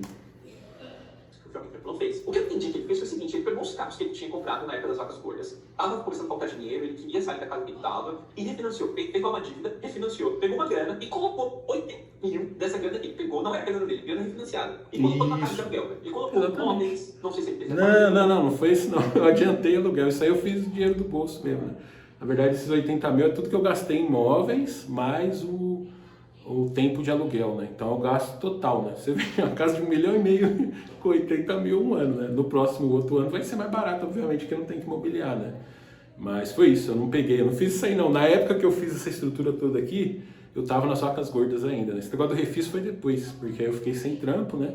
Comecei a trampar ganhando menos, e aí eu não conseguia pagar as coisas. Falei, bom, vou refinanciar isso aqui, na esperança que as coisas melhorem. Elas melhoraram, de fato. Então, fiz bem, eu consegui amortecer essa queda, né? Essa é a ideia. É uma outra forma de você usar finanças quando você não está preocupado com o futuro, com essas coisas em acumular patrimônio, mas sim com a sua experiência de vida, né? Bom, mas colocou uma parte de coisa, colocou lá um cheque de calção nessa tela, ele usou 80 mil nessa casa. Eu entendi que são 2 casas alugadas, não é uma só, são 2. Não, mas não é isso, não. Não é isso, 80 mil foi todo o dinheiro que saiu, né? Essa questão do carro foi para cobrir despesas mensais ali, aluguel, essas coisas também. Mas já durante esse período, né? Ei, caralho, peraí. Vamos pular isso aqui. Respira. É difícil. Agora vamos à parte. E as duas casas também, que a ideia era ficar só com essa aqui, mas não deu certo. Aí eu tive que manter a outra lá também, só que eu não gosto de São Paulo, eu tenho que ficar uma lá e uma aqui. Então eu prefiro, foda-se, vou manter as duas enquanto eu puder, para ficar menos tempo possível em São Paulo. Eu não tô aqui pra tacar quente no jovem tranquilão. Eu já fiz algo parecido. Quando eu casei, eu morava de aluguel e a gente decidiu continuar na casa que a gente morava. Mas existia um motivo pra ficar na casa. Só que a minha esposa não queria mudar pra aquela casa do jeito que tava. Então a gente fez o quê? A gente pegou uma parte da grana do casamento e investiu em reformar aquela casa. O total da reforma deu 8 mil. Isso 10% que o jovem tranquilão fez. Era alugada também. Não fez nada, eu reformei uma casa da minha mulher lá, né, que a gente morava lá. Foi 80 pau que eu gastei. Isso é um ponto também, né? Eu tinha muito essa cultura de gastar com obra. E eu vi o seguinte, cara, 80 mil que eu gastei numa casa que é pancadão, no bar do lado ali, era própria, beleza. Esses 80 mil é um ano numa casa de condomínio no interior, longe de tudo isso, sabe? Então nessa relação de valor, mano, é muito melhor, cara. Porque lembrando, não tô investindo nada na casa, só mobília que eu pus aqui, né? Pouca coisa, foi 25 pau de mobília e o restante pagamento pelo uso da casa, né? Pra mim que fazia muita obra em casa, aqui eu não penso em fazer nada do jeito que é, aí é o que é e acabou. O máximo eu vou fazer é trocar um colchão, uma coisa, quebrar uma lâmpada, queimar, né? É isso, eu dou uma segurada. Mas assim, de uma maneira ou de outra, realmente, não foi isso que eu fiz, não, tá? Não foi isso, não. Isso aí foi para depois, foi para manutenção em um período ruim ali, tá ligado? Eu só ia botar metade dessa grana como desconto de aluguel. Tem gente que eu já fiz, a gente decidiu se comprar no momento e investir na casa alugada. E eu decidi, é um arrependimento que eu tenho até hoje. Porque Não, com sim, certeza. numericamente fez sentido, mas a gente sabe que as melhorias que a gente fez naquela casa, o box... Ah, mano, 8 mil, velho. É que eu não sei também. Também é muito pouco, 8 mil. os azulejos... É que hoje em dia também eu não sei na época. Às vezes 8 mil na época era uma grana boa, né? Hoje em dia 8 mil. Ainda mais em reforma, qualquer coisinha que o pedreiro vai fazer. A gente colocou, você deixou a casa 10 vezes melhor, é a casa de outra pessoa. E a regadona tá reclamando até hoje, dizendo que eu destruí a casa dela. Quando eu deixei a casa dela 1000 vezes melhor do que quando eu cheguei. Casa alugada, tem que ser casa alugada aí, você tem que pegar uma casa legal ali. Do jeito que você quer, e entrar, botar os móveis para dentro e morar. Se você for fazer coisa, né? Na casa de São Paulo eu instalei uma hidromassagem lá, mas é uma coisa que eu posso tirar, né? Aqui no interior tem ar-condicionado, mas essa casa ela tem preparação, né? Então literalmente só pega o ar-condicionado e pluga, né? No dia que eu for embora é só tirar o ar-condicionado e levar para outra casa. É basicamente e isso. claro que também foram 8 mil e tem essa promessa ainda nesse caso da gente receber essa grana como desconto de aluguel. E aí minha pergunta, você tá de novo? Sim, numericamente fez sentido. Se a gente for para a linha, os 8 mil na verdade se tornaram 5 mil porque eu consegui 3 mil de volta como desconto de aluguel e a gente ficou na casa por 30 meses. Então 5 mil dividido por 30 meses deu algo em torno de R$170 por mês. Essa diferença no aluguel, vou colocar assim, porque era no mínimo 700, 800 reais a mais que a gente ia pagar assim, dali. Então vale sim a pena. Mas o que você tem que entender é que esse aluguel, mesmo que esses 170 a mais, não passou de R$ 1.400 na região onde a gente morava. Realmente, é muito barato, né? 1.400 aqui acho que não dá pra uma semana. Um apartamento de 2 quartos, 60 metros quadrados, uma região boa, dava um ótimo preço. Se a gente fosse buscar outro apartamento naquela região, era no mínimo. É que você não falou a cidade também que você mora, né? Que São Paulo tudo é muito astronômico, né, velho? Mesmo no interior de São Paulo aqui, uma casa do interior, 1,5 milhão, cara, é muito dinheiro. Mas vale a pena, eu vou falar pra você, vale, velho. Nossa, é muito, muito legal, velho. No mínimo. Como exploração, assim, né? Como você conhecer e tal. Tem essa figura do test drive também. Eu vim alugar pra ver. Eu não imaginava, por exemplo, que tinha os animais peçonhentos que tem aqui, cobra.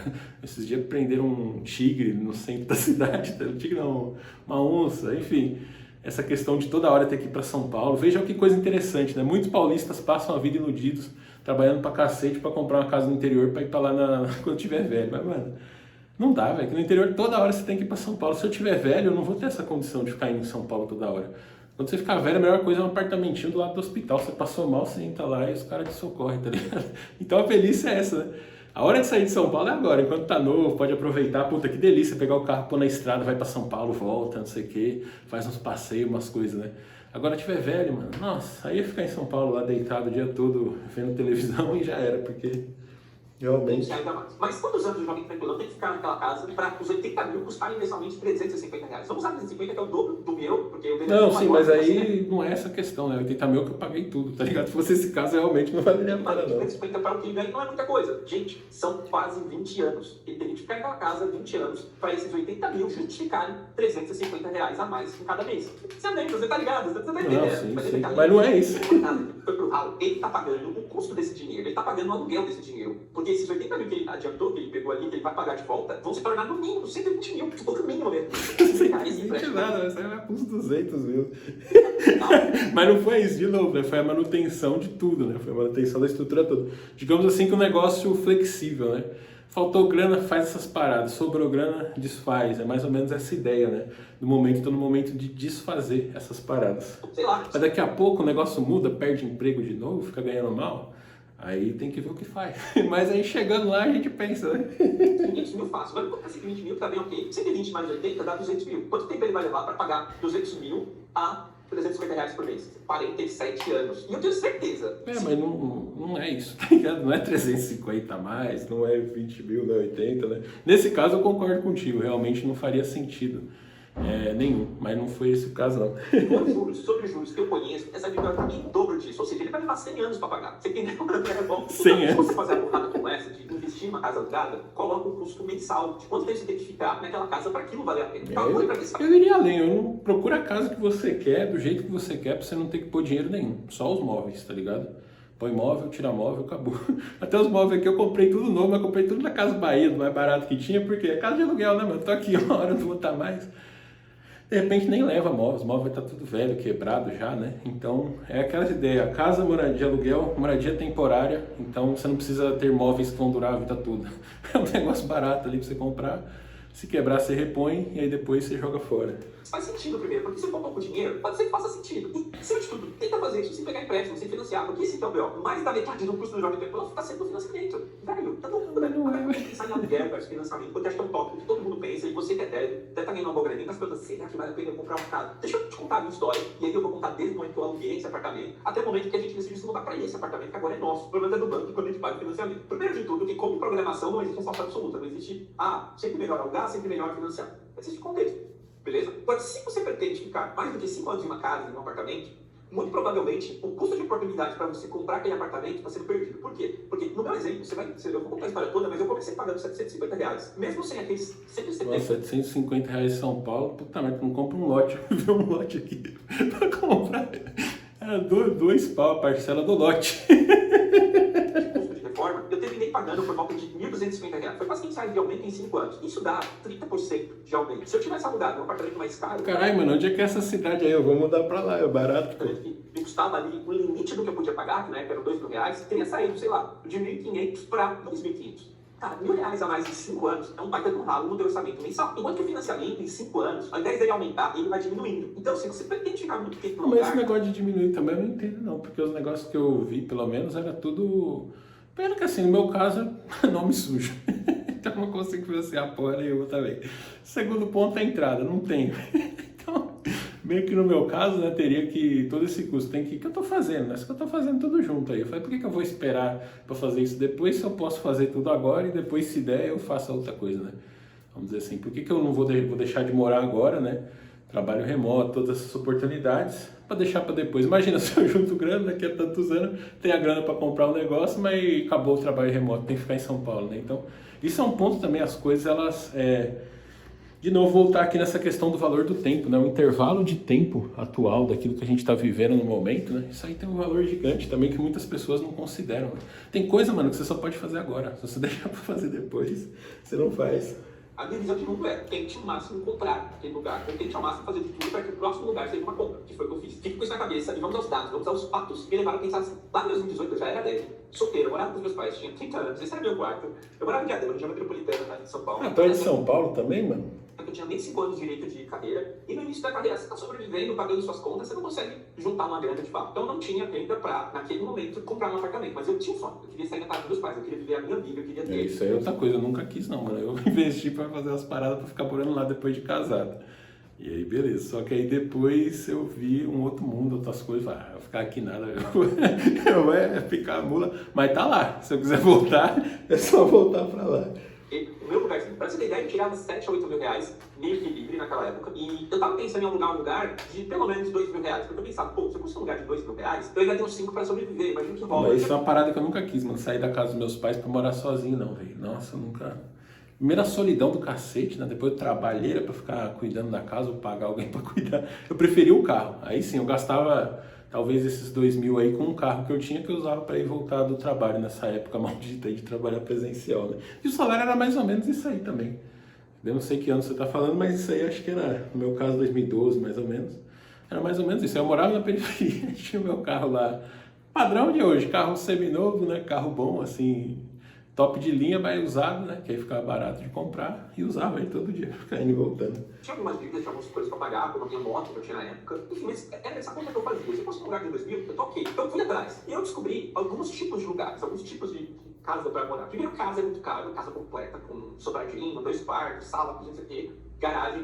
Isso custava mais de 2.500. Não tinha mais barato que isso. Mesmo na periferia. Apartamento, com condomínio, segurança e tudo mais, um apartamento bonitinho de 1, 2 quartos, estava custando por volta de 1.500 a 1.800 reais. Se fosse perto do metrô, chegava aos 2 mil reais. A diferença de casa e apartamento é muito baixa, porque o apartamento, a galera usa a desculpa de que é mais seguro, pelo menos aqui em São Paulo. Então, era pouca diferença. Às vezes, uma casa muito grande é muito cara, mas um apartamento muito bom, ele também vai ser muito caro. E aí eu descobri que tinha os pais... Foda que eu não curto apartamento, cara. Nossa, aquela garagem, você entra naquele elevador. Morro de medo de ficar trancado no elevador, tá ligado? Eu nasci em São Paulo, mas eu sou meio capial, eu não gosto dessas coisas urbanas, não. Até por isso a vontade de sair de São Paulo tão grande, né? No interior a gente descobre cada coisa, cara. Você fala, meu Deus do céu. Primeira vez que eu vim visitar um desses condomínios, como o que eu alugo aqui hoje, essa foi a minha sensação, cara. É um lugar bonito, sem pichação, as casas tudo legalzinho assim, né? Claro, você paga um preço, paga. Mas, mano, é um negócio assim que é a sua vida, tá ligado? É o seu dia a dia, né? Você vai estar ali, ainda mais no trabalho remoto, né? Fico 24 horas praticamente no local ali, seguro, tranquilo. Isso eu acho uma coisa que vale bastante pra mim. O que é um cortiço? Esse cortiço muito zoado aqui em São Paulo, que são casas muito grandes, que as pessoas dividem no quarto, mas em algumas regiões tem como se fossem kitnets. Um prédio tem telhado para ser um cortiço de kitnet, onde então, esse é um bagulho que nunca me atraiu, tá ligado? Sair da casa dos meus pais e morar assim, tipo, em apartamento, esse negócio eu não... Mesmo quando eu fui tentar mudar pra Alphaville uma época que o salário dava, eu ia trabalhar lá e mudar pra lá, era pra mudar com a família, tipo, eu, minha mãe, meu pai na época, né? Todo mundo junto, sempre família junta, né? O negócio de sair assim, só depois de casado e olha lá, né? Mas mesmo depois de casado, a ideia era ficar lá mesmo. E até é o que eu faço hoje, eu já moro com a sogra, com o sogro, né? Com várias casinhas de 40 metros quadrados, quintal é compartilhado, mas a casa tem o quê? A vantagem desses prédios. Mas o ruim, mano, desses locais é que é muito barulho, né? Você fica muito próximo das pessoas, né? E fora também a superpopulação, né? Isso é uma coisa que faz ter mais silêncio. O local que eu alugo a casa em São Paulo é um bairro de idosos, as casas são todas grandes, né? Que eu alugo mesmo são 400 metros quadrados. As vizinhas também. Só que assim, é tudo um casalzinho de idoso que mora, sabe? Tipo, casal sem filho, não sei o quê. Então não tem muita gente ali. Porque local que tem muita gente, sempre vai ter um que vai querer ouvir música alta, vai ter gente gritando. Você vai ter todas essas coisas, né? Ali para poder atrapalhar a sua paz, né? Então é um grande problema. É que existe só o custo do aluguel, existe o custo do condomínio, basicamente. Mas é um custo muito bom, é de 600 a 750 reais. Eu falei, cara, é muito bom isso, eu consigo mudar, eu consigo pagar por isso. Nossa, mano, mas é muito ruim de morar, tá ligado? Não tem nem garagem, né? E no caso do apartamento, existe o custo do condomínio. Então, tá com essas 3 opções. Casa, Vai ganhar 7 pau. Pô, tá muito mão de vaca, hein, mano? Ganhar 7 pau por mês, morar no... Pô, que isso, ô Lucas Badico, mano? Abre esse bolso aí, cara. Tira o escorpião do bolso, mano. Você tá maluco? Você tem da época que eu morava na casa da minha esposa lá, que tinha os pancadão, tinha os botecos. Mano, era de boa, a época que eu não trampava era de boa. Mas quando eu comecei a ganhar dinheiro, eu falei, mano, eu tô ganhando, né? Eu ganhava 15 pau. Eu falei, tô ganhando 15 pau, velho, tô passando por isso. Eu não preciso passar por isso, não, que nem a mulher do juros, tá ligado? Pô, não preciso passar esse perrengue, não, cara. Dá pra comprar mais conforto. Mas, nossa, ô Lucas, você é muito pão duro, velho. Que isso, o apartamento tá dentro do meu limite. Porque se você coloca uma tela de condomínio, chegada no limite de R$2.000. E tinha os cortiços. Eu falei, pô, cortiço é uma boa. Eu acho que pode rolar. Daí, caraca, o cara... Mano, 7 pau por mês morando no cortiço, cara. Que isso, velho. Deixa eu só responder aqui. Vamos lá. Então, deixa eu responder aqui. Mas, mano, que isso, cara? Ganhando 7 pau por mês morando no cortiço, não dá não. Eu, morando na periferia, eu já senti alguns limites desse ponto, né? Tinha uma época que eu quase comprei uma Chevrolet Tracker, 0 km, né? Mas eu não comprei, eu tinha grana pra comprar tudo. Cabia no meu orçamento, mas não comprei, você sabe por quê? Porque eu só andava em quebrada. Tipo, na minha quebrada eu conhecia a galera que mandava lá, não tinha problema. O problema era as outras, porque quando você mora na periferia, assim, tem a sua quebrada, e pra você chegar no local que você tem que ir, você passa por várias quebradas. Eu falo, mano, eu vou ficar andando com um carro desse aqui, os caras vão me roubar lá, vai achar que eu sou rico e vai me roubar. Então isso é outro ponto também, conforme você sai, né, da periferia, você passa a ter coragem de fazer outras coisas, meio que é um negócio que me limitava, né? Eu já meio sentia que assim, tipo, eu não tava mais cabendo ali, tipo, não dava pra ficar confortável, sabe? Que essas coisas, pô, tu ganha 15 pau e de noite não consigo dormir por causa de um pancadão, de dia cheiro de maconha, pô, vou sair de casa, tem carro parado na frente, tem um portão automático, mas tem que descer e pedir pra alguém tirar o carro que tá parado na frente da minha casa, sabe? Então, é uma coisa assim muito... Acho que a palavra que eu gostaria de usar é essa limitação, né? De novo, pensando que eu penso nessa expansão da vida, eu penso no momento presente, né? Eu quero aproveitar agora, então... Caralho, mano, tudo isso de grana e minha vida tá sendo essa? Não. Então eu acho que a tática aqui que eu consigo agregar e trazer conhecimento para vocês é sobre isso, mano. Como você pode melhorar a sua vida, o seu momento presente, né? Isso tem um custo, óbvio, tem custo, nada de graça, mas enfim. Porque esse apartamento, se tava R$1.200, R$1.300 os apartamentos na região... Ah, aqui onde é que ele tava, ali na Zona Sul, né? Conheço bem São Paulo, eu dirigi o Uber lá. 750. Por que estava por 750? Porque tinha uma parede na cozinha que tava toda... Mano, mas caralho, morar ganhando 7 pau, velho. Estufada, que não deixava você colocar móvel nenhum. Então ele teve que te dar um desconto para que alguém alugasse. Então, mas você vê que interessante isso, né? Realmente as pessoas que têm essa visão mais para o futuro, elas topam viver mal no presente. Eu sei porque eu era assim também. Mais que eu gastasse minha grana, tivesse meu carro, essas coisas, mano, eu vivia mal também. Trabalhar de dia, estudar de noite, sabe? Pensando que o futuro seria melhor. E aí uma hora eu decidi que, mano, o futuro é agora. E realmente tá melhor, valeu a pena fazer aqueles sacrifícios lá, né? Mas eu não sei se eu continuaria fazendo esses sacrifícios, porque eu não sei se no futuro ainda vai valer a pena, né? Não tinha móvel para colocar? Eu aluguei, porque era 750, preço lá do cortiço. Só que tinha uma garagem, tinha condomínio. Ah, tinha garagem, então tá bom, porra. E eram 2 quartos, cara, era perfeito, assim. Era legal, eu achei que você tinha ido pro cortiço. E eu, depois de casado, quando eu montei, começou com 750. Claro, teve mais condomínio, ficou ali com 250, eu fiquei com uns R$800 de folga entre o que eu podia pagar e o que eu iria pagar. Ótimo, win-win. Por que eu tô contando isso? Porque nesse momento, como eu não tinha grana, como eu precisava construir um patrimônio, essa diferença entre eu podia pagar e o que eu tava Mas, pagando... mano, aí era melhor você ter ficado na casa dos pais, que aí você nem pagava isso aí. A menos que seja mais perto, né, do local de trabalho. Porque aí, literalmente, o que eu fazia era isso. Morar na casa dos meus pais, não tinha gasto com essas paradas, gastava com obra pra deixar o cafofo melhor. E também o resto eu gastava com conforto. Isso aí também não fazia muita coisa, não. O dinheiro não rendia muito, essa que é a verdade, né? Mas, sei lá, pra quê, velho? Pagar isso aí eu já acho que é um gasto que eu não teria, né? Pagar assim, dessa forma. Porque, de novo, é um aluguel sobrevivência, não é um aluguel premium. Né? Aluguel premium é aquela coisa que ela alavanca a sua vida. Seja, sei lá, porque não sei é o caso aqui, né? Se você está morando mais perto do seu trabalho. Eu cheguei a alugar um AP uma época, né? Do lado do trabalho, alavancava a vida, né? Ou então porque você está morando, você trabalha remoto, está morando numa região melhor. Aí é legal. Agora, pô, sair da casa dos pais para pagar aluguel, isso aí eu acho burrice financeira também. Era crucial para eu poder começar a juntar para minha reserva. Para o que no futuro seria a entrada de um apartamento. Então, pode Então, ser mas se você tivesse ficado na casa dos seus pais, você podia ter juntado mais. nessa situação que eu estava, é ideal você não viver no limite, você viver com uma folga, para que essa folga você faça esse dinheiro, construir um recurso que você vai usar para então comprar um apartamento. Bom, eu fiquei por 2 anos e meio morando lá sozinho, solteiro, daí eu casei, como eu falei. Eu sei pra que isso aí, ó. Pra comer gente, né? Porque nessa época, mesmo com os aumentos, estava por volta de R$900 o aluguel, não tinha vindo ainda a pandemia vindo alguns meses depois, quando a gente tomou essa decisão, e os aluguéis da região, todos os que a gente olhava, estavam começando por 2.000, 2.200, fora condomínio. Então estava inviável, a gente vai duplicar o nosso custo mensal, eu acho que não vale a pena, vamos ficar por aqui. Daí veio a opção da gente fazer a reforma, que aumentava de R$150 a R$200, dependendo do quanto a dona pagasse pra gente, ok? Isso aceitável, porque se a gente sair daqui vai ser quase R$1.000 a mais de custo. Cálculo feito. O que a gente começou a fazer? Começamos a guardar uma grana para dar entrada no nosso apartamento. Daí quando 2 anos à frente, é impossível morar naquele lugar por N motivos, e a gente começa a procurar. Inclusive, eu estou procurando lugares para alugar. Ou, meu, se não dá para comprar, a gente está com dificuldade de estar para comprar, vamos tentar alugar. Começamos a olhar e muitas opções. Cara, naquele momento, não fazia sentido alugar. Se lá no início fez muito sentido alugar o apartamento que eu estava, naquele momento, nem outro apartamento como esse que eu estava, não estava fazendo sentido. Tínhamos primeiro preço, porque mesmo em lugares afastados, o preço estava muito acima. Pô, veio pandemia, veio aumento. Aquela história, São Paulo, você paga por um palácio e mora num barraco. É. Nessa época aí eu tive sorte quando eu aluguei a casa de São Paulo, porque foi uma época que caiu o preço lá, porque ela é imóvel de comercial, né? Sabe essas casas grandes, né? E na época tava bem baixinho o valor. Era 3.500, só que como eu tava com o nome sujo, essas coisas, precisei de umas garantias lá, eu pago mais, né? Mas, mano, 3.500, cara, nessa época aí. Uma casa de 400 metros quadrados com piscina. Pra você ver como é que o negócio ele realmente... E bairro bom, tá? Bairro silencioso. Dali na Paulista, acho que nunca fui, né? Mas deve dar uns 40 minutos mais ou menos, né? Então, ó, muito show. Segundo, que a gente queria um quarto a mais, por causa da expansão da família. Eu preciso do escritório, como vocês veem, e a gente precisava também de um quarto extra. Enfim, um quarto tipo esse que a gente está agora, mesmo afastado, ia custar por volta de 2.800. Você vê, R$3.000, velho. 3.500 era a casa lá de São Paulo, 400 metros quadrados. Você vê aí, Badinho, que a gente tá pagando caro, tava pagando caro. Aí. Mais ou menos essa época que eu aluguei, acho que é 2021, mais ou menos. Todo que a gente estava pagando, mesmo com a reforma. E tinha outro custo, que é o custo de você se mudar. Esse apartamento ia ser menor do que a gente morava, parte dos nossos móveis teriam que ser vendidos.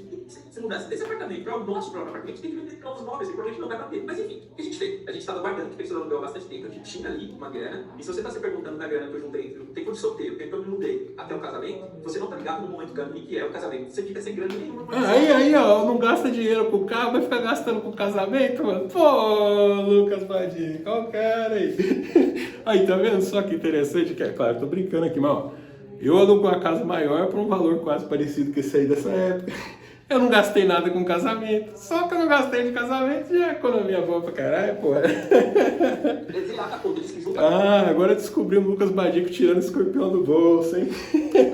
Junta conta liberada, se não podia. Então, os fatos se a gente for alugar em outro lugar, vai dobrar o custo. E aí a gente perseverou. E encontramos esse apartamento, 3 quartos, sacada, uma suíte, uma sala ampla, enfim, um condomínio legal. Eu consigo sair aqui pra gravar sem risco de ser assaltado.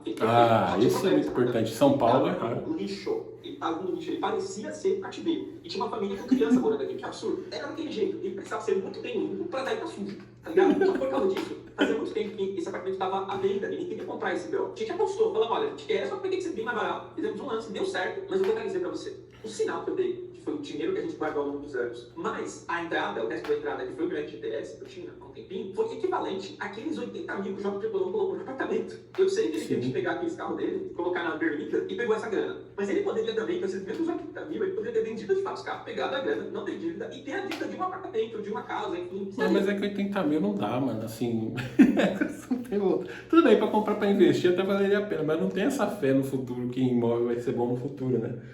Eu precisaria pelo menos 300k, velho, pra dar entrada numa casa assim, que dá vontade de morar, tá ligado? Então, esse é o problema também, né? Parece que é muito, mas na verdade é pouco, né? Porque é meio que relativo o valor das coisas, né? Dependendo do que você quer fazer, obviamente. Eu, por exemplo, eu não consigo morar em apartamento, só se for na cobertura, não tiver ninguém em cima, assim, né? Mas mesmo assim é muita gente apertada. Eu já morei, né? Em coisa eu não gostava, velho. Passava uma moto na rua, assim, sem escapamento, parecia que a moto tava passando dentro de casa, sabe? Eu acho que eu tenho negócio de barulho. É muito foda, né? Mas assim, óbvio, se você compra um apartamento, futuramente você pode alugar ele para outra pessoa. Você não precisa ficar preso a morar nele, né? Mas isso é um problema também para mim. Como eu não gosto de apartamento, né? Esse mercado imobiliário paulista, ele nunca me atraiu. Eu preferia morar na casa da minha mãe mesmo lá na periferia, do que comprar um apartamento. Eu não gosto de metrô, não gosto nada dessas coisas, tá ligado? Eu acho muito, né, a vida que eu prefiro aquela ideia, né? Ou eu vou estar trabalhando remoto, ganhando bem, morando bem, ou então eu vou ficar na casa da minha mãe lá sem trabalhar, porque aí também vale muito, né? Andando de bicicleta, sem sair do meu bairro ali. É uma dessas duas coisas. Porque essa outra coisa de morar em São Paulo, ter que pegar um transporte coletivo para ir trabalhar todo dia e voltar, não quero isso, cara. Tem várias alternativas que eu busco para, mesmo que seja essa, viver na casa da minha mãe lá só com o dinheiro da comida e da academia e não trabalhar. Eu acho isso melhor ainda do que essa vida urbana clássica, sabe? O que eu tô querendo dizer pra você é o mesmo dinheiro. O mesmo dinheiro da minha entrada é o dinheiro que já me tranquilou e investiu na casa. Porque o que eu quero observar mesmo aqui. Então, mas lembrando, não é. Isso aí foi o gasto de um ano, né? De somando aluguel, somando os móveis, somando tudo, né? Então, sei lá, depende aí o valor de um ano pra você, né? Pra mim, um ano é tempo pra cacete, né? Eu já me tranquilou, temos no vídeo dos óculos. Gasto a mesma coisa, os 200k. Temos a mesma quantidade de dívida, os 300 mil de dívida, porque eu tenho dívida com o banco, para o financiamento, e tem dívidas lá também. Mesmo com isso, escolhas conscientes te levam ao final da dívida a construir patrimônio. Quando eu eliminar dívidas, eu tenho mas aí que tá. Aí você tá considerando o final da parada, né? Daqui a sei lá quantos anos, 30. Mas e o caminho? E esses 30 anos, né? Como é que serão esses 30 anos? Aí eu tô mais focado nisso. Eu tô focado em ter 30 anos bons. Dessa época aqui dos 30. Eu acho que o auge da nossa carreira vai até uns 40 e pouco, né? 36 até uns 45, vamos dizer. Então esses 9 anos, mano, eu quero viver esses 9 anos bem. Se possível também eu quero ter o meu lotezinho, construir uma casinha e tal, para não ter que voltar para São Paulo em definitivo antes de ficar velho e doente, ter que fazer a pezinha do lado do hospital. Quando eu tiver saúde para pegar meu carro, ficar indo e voltando, pegando estrada, essas coisas, né? Esse é o ponto. Eu não estou focado em ter patrimônio no futuro, eu estou focado em ter uma vida boa agora. A vida que eu puder ter e, obviamente, se eu puder reservar algo para o futuro que não comprometa a vida presente, legal. Agora, eu cansei, mano. Eu passei muito tempo na minha vida, meus melhores anos, né? Trocando o presente pelo futuro. Então, de uma maneira ou de outra, né? Essa casa aqui, por exemplo, eu fiz uma simulação na época, valores parecidos, né? 300k de entrada e as parcelas, elas ficariam, eu não lembro se era 7 ou 8 contos, sendo que o aluguel mais o condomínio aqui dessa casa, né, que é a casa de condomínio, chega hoje em 7 mil já com reajuste. Na época era menos, era 6 e pouco. Então, veja, 30 anos, tipo assim, um ano eu acho muito tempo, mas 30 anos acho que é tempo demais. Não sei nem se eu vou estar vivo daqui 30 anos. As pessoas que eu convivo, provavelmente uma ou outra só que vai estar viva, né? Pessoas mais velhas especialmente, então é um troço assim, eu tô focado nisso, né? E de novo, vem gostos também, né? Eu não gostaria de morar em um apartamento em São Paulo, essas coisas assim, sabe? A casa lá já é mais ou menos legal, mas sempre que eu posso, eu quero sair de lá, eu quero explorar essas outras coisas. E digo mais, isso aqui não é um negócio definitivo, né? Que a propriedade que você compra é um negócio para longo prazo, é definitivo, mas também imagina aí, de repente se eu faço um negócio desse, depois eu me separo. E aí eu vou ter vivido aqueles anos mal, tá certo? Se eu me separar, não tem nem nada para dividir. Não que eu pretenda me separar, no caso, né? Mas são várias variáveis que a gente às vezes não considera, né? Talvez o Lucas, como ele vai ter filho e tal, é diferente, né? Mas meu planejamento é, um cara que não tem filho não quer ter filho. Então eu sou o filho. Mais ou menos essa ideia, tá ligado? Eu quero ter essa experiência e, obviamente, né? Buscar melhorar em cima disso, né? Essa coisa toda me cria uma pressão, né? E essa pressão me faz ir atrás de mais e que acaba me fazendo ganhar mais e melhorar as paradas, né? Agora o limite que eu coloquei pra mim foi esse, é isso aí, é os carros que eu tenho hoje, manter eles, né? Por mais que a Amarok tenha as suas dificuldades, mesmo foi 10 pau ali, só de peça e mão de obra, né? E manter essa estrutura, uma casinha fora de São Paulo, um condomínio legal, a casa legal em São Paulo lá, para quando eu estiver lá ser menos traumatizante possível, a experiência de estar em São Paulo, né? Pra poder sair de lá sempre que der, vir pra cá. E é isso, na hora que eu conseguir aumentar essa receita, investir primeiro na quitação de dívidas, depois na aquisição provavelmente de um lote, depois construção da casa, né? Visto que eu não tenho crédito, né? Isso é um ponto também. Eu nunca pensei, por essa oferta de imóveis de São Paulo nunca me agradar, eu também nunca pensei na compra de um imóvel, né? Porque eu pensava, não quero comprar um apartamento do lado de metrô, eu não gosto de metrô, eu não gosto de apartamento, então não me atraía, não brilhava os olhos, né?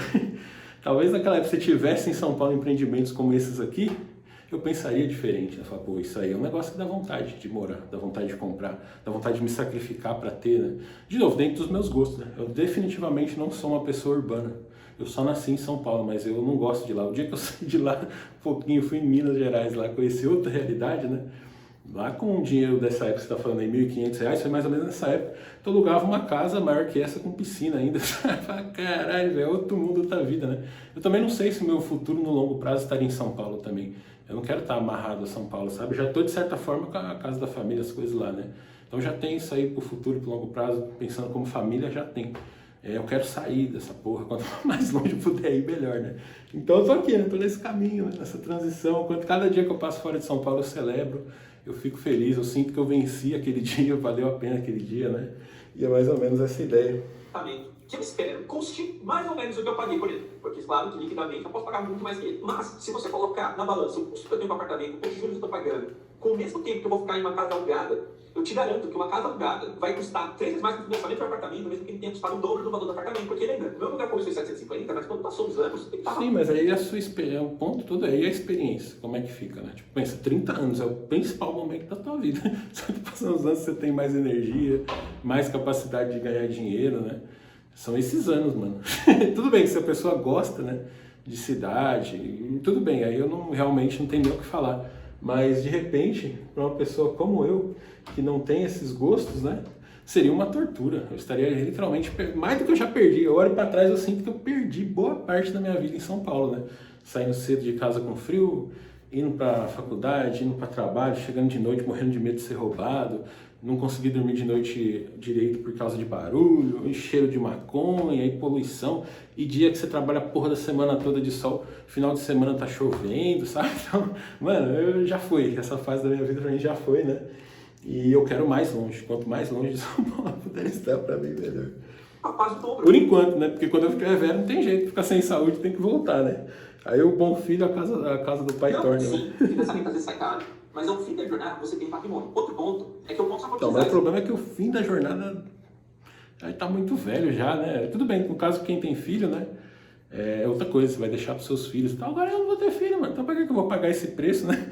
De piorar os melhores anos da minha vida, pra no fim ter uma coisa e morrer e deixar pro governo. Ah, eu não, velho.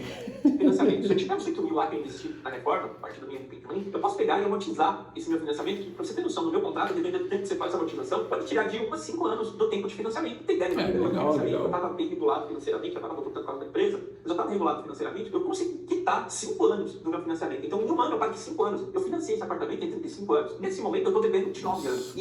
29 anos, cara. Quantos anos você tem agora?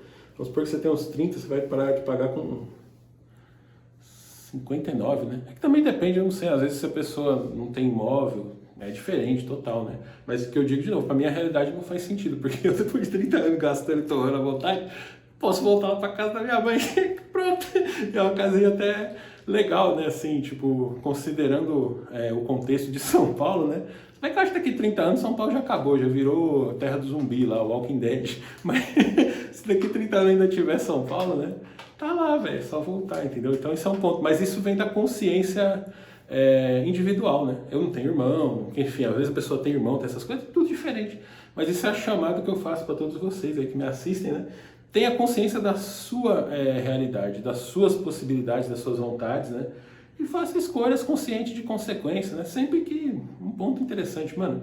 A gente jogar coisa ruim pro futuro, a gente tá fazendo uma aposta, mano, que a gente pode ganhar, tá certo? Você pode perder, pode, mas se você perder, significa que você tá vivo no futuro. Isso já é bom. Agora, outra aposta que você faz, quando você vive mal hoje pensando no futuro, é assim, mano, se o negócio der errado, eu vou morrer antes e nunca vou chegar lá. Eu só transformei a minha jornada numa coisa ruim, né?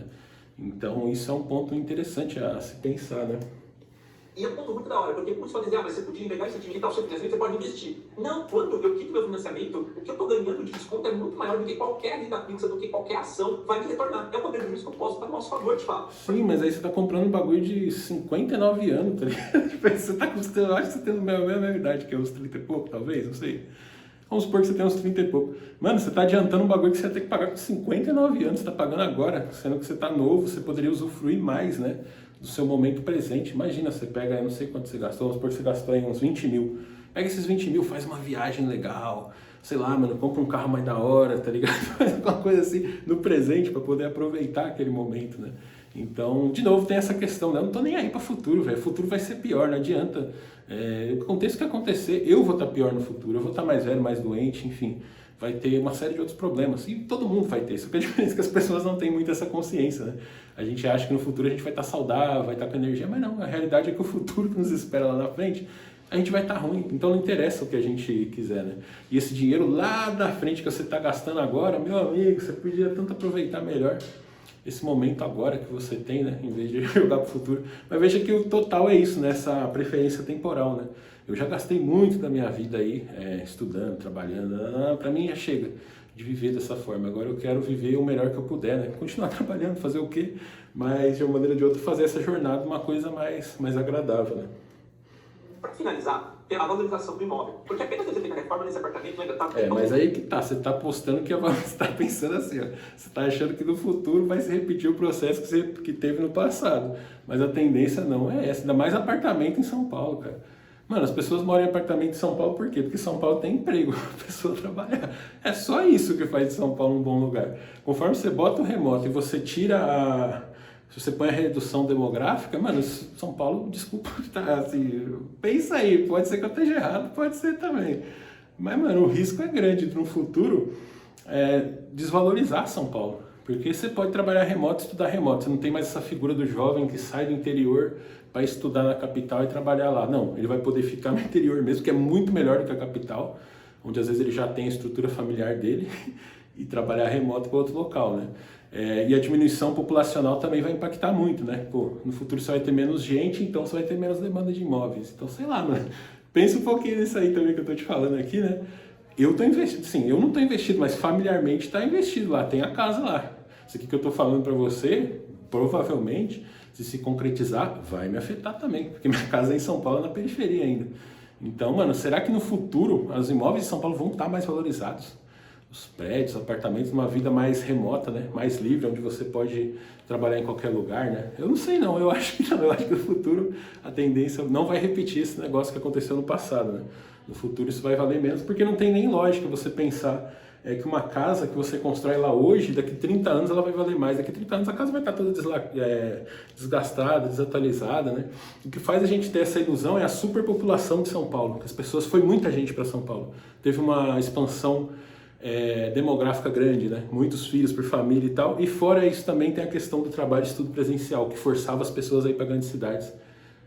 Agora o movimento ele é o oposto. Eu acho que tem muito mais chance de valorizar essa casa aqui, por exemplo, hoje 1 milhão passava a ler 3, 5 do que alguma coisa em São Paulo valorizada, porque a coisa vai estar mais velha e a cidade vai estar mais decadente, né? A tendência dos centros urbanos é decair, porque agora eles não são mais ponto de atração de pessoas ambiciosas e qualificadas, são pontos de repulsão dessas pessoas, porque essas pessoas estão no remoto, né? Estão trabalhando no exterior, estão estudando à distância, fazendo essas coisas, né? Isso hoje, né? Imagina daqui 30, 40, 50 anos, então vamos ver. Tomara que eu esteja errado, se eu estiver errado eu ganho, que tem a casa lá, né? Se eu tiver certo, eu também ganho, né?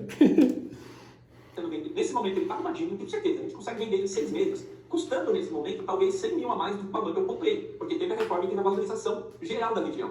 Mas isso é uma aposta que eu acho muito arriscada, se apostar que, por exemplo, São Paulo vai continuar valorizando, tá ligado? A tendência de São Paulo é decair, eu vi isso acontecer nos dois bairros que eu morei lá, decaíram muito, e esse terceiro também tá decaindo. Ao longo do tempo as coisas elas vão piorando, né? Talvez até por causa desse cenário, porque no passado era tudo mato. A galera estava construindo. Então, literalmente, você construiu uma casa velha no meio do mato. Hoje em dia, essa casa está rodeada por hospital, universidade, não sei o que. Ela valorizou. Mas no futuro, o que mais vai se construir em São Paulo? Não vai se construir mais nada, né? Então, eu acho que a tendência é as vizinhanças elas piorarem, né? Isso é um fenômeno que eu já vi, já vivenciei, né?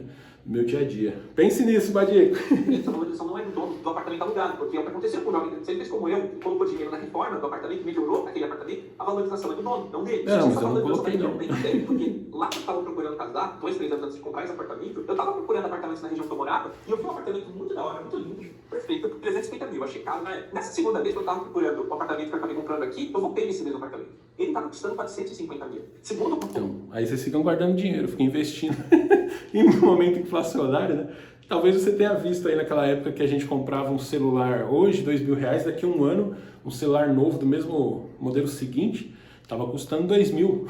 Hoje em dia não é assim, hoje o celular custa 2 mil, daqui a um tempo vai custar 4, vai custar 6, 12, 15, né? Carro, a mesma coisa, isso é outro ponto também. Prestar atenção nessa economia inflacionária, né? Porque se você ficar guardando dinheiro, depois quando... Isso aconteceu comigo, cara. Eu como juntei dinheiro para comprar um carro à vista, Na hora que eu cheguei lá para comprar, o carro tinha aumentado de preço, eu tive que juntar mais dinheiro. Aí cheguei lá, tava mais caro, junta mais dinheiro. Pô, se eu tivesse comprado essa bosta logo, né? Tudo bem que no longo prazo ia pagar mais. Claro que ia pagar, mas aí você tá comprando ali, ó. É aquilo naquele momento, né? Então olha aí que interessante esse exemplo do Badico. Esse exemplo é um exemplo mais a meu favor aqui. Em vez hoje você tem trabalho remoto, ganha uma graninha boa, pode alugar uma casinha num lugar bacana, aí, um aluguel premium, ir lá curtir, aproveitar. Você fica guardando, daqui a pouco não tem mais trabalho remoto, vem a IA, acaba com a sua área, e você nunca vai ter tido aquela experiência, né, de fazer aquela coisa ali. O corretor estava em promoção. Então, em coisa de 2, 3 anos, subiu R$100. Um apartamento praticamente novo. Bom, reforçando tudo isso que eu falei, vamos ser maduros, não ouvir 100% do que os criadores dizem. E eu me coloco nessa conta, talvez eu tenha falado aqui sobre conceitos e dado conceitos financeiros que não são os melhores. Tem especialistas aí melhor que eu sobre isso. Se vocês querem um especialista financeiro, alguém que fala de finanças para pobre, recomendo demais o Primo Pobre. Cara, é o cara mais lúcido que eu vejo no YouTube. Não, eu gosto do Primo Pobre, mas ele faz umas coisas que eu vou lá. Esses dias eu dei um conselho pro Primo Pobre, mano. Você tá aí famosão, 1 milhão e pouco de inscritos, e tá aí morando no mesmo lugar. Não faz isso não, mano. Compra um carro blindado, pelo menos, né? Ele sabe como é que é São Paulo, o cara já é conhecido, né? Mas eu gosto bastante do Primo Pobre, eu brinco com essa parte, né? Mas, de novo, conhecimento desses caras, o Primo Pobre, o próprio Primo Rico, o Pablo Marçal. Mano, perca o preconceito, velho. Ouça um pouco do Pablo Marçal. Uma hora ouvindo o Pablo Marçal, ele abre a sua mente para algumas coisas, né? Que vão ajudar bastante, principalmente você que tem essa visão de exploração, de classe. Eu também tinha, eu fui formado no mesmo local que vocês aí, no mesmo sistema, né? Mano, quando você quebra com essa visão, cara, tudo passa a fazer mais sentido, tudo passa a fluir muito melhor e você passa a sentir menos culpa das coisas boas que você consegue alcançar. Você passa, sei lá, mano, um negócio meio que, pelo menos comigo foi assim, me catapultou, sabe? Me deu um salto muito grande aí, tanto de desfrutamento quanto de capacidade de fazer grana e tudo mais. Então fica o conselho, não tenham preconceitos com coaches. E se você me acompanhou até aqui, vamos fazer essa campanha. Joga Quebradão para a garoto propaganda do Nubank. Joga Quebradão para a garoto propaganda Eu quero, do mano. Vivo. Se quiser, manda tigrinho, manda tudo no meu peito aí. Tô precisando de dinheiro. Como se eu sempre precisando de dinheiro. Igual aquela cena do Vingadores, né? Hulk, você não tem medo, não tem amor, a hora pra você ficar com raiva agora. Ele fala, esse é meu segredo, capitão, estou sempre com raiva. É a mesma coisa, estou sempre precisando de dinheiro. Vamos tirar esse estigma. Vamos fazer esse cara ter sucesso, aí ele paga a dívida dele, vira o sucesso desses caras. Ele vai ser para sempre o nosso anti-coach real. É isso, meu velho, brigadão todo mundo. E se você gostou desse vídeo e quer ouvir mais sobre eu falando, não sobre finanças, mas sobre programação, dá uma olhada nesses outros vídeos que eu tô deixando aqui na tela. E até mais, tchau! Então é isso aí, galera. Vai lá dar uma moral lá pro Lucas Badico. Valeu aí, Badico, os conselhos muito bons, né? E reflita um pouco também sobre esses pontos de vista. Eu vou refletir sobre os que você trouxe aí, né? E, mano, lembre-se, velho, galera, eu acho que minha contribuição é essa, mano. Vivo agora também é importante, tudo bem. Você não precisa fazer que nem eu, não. Eu tô vivendo de excesso de agora, né? Eu tenho essa tendência, eu quero diminuir um pouquinho aí e botar uma parada pro futuro. Mas também não fica só focando em coisa de futuro, não.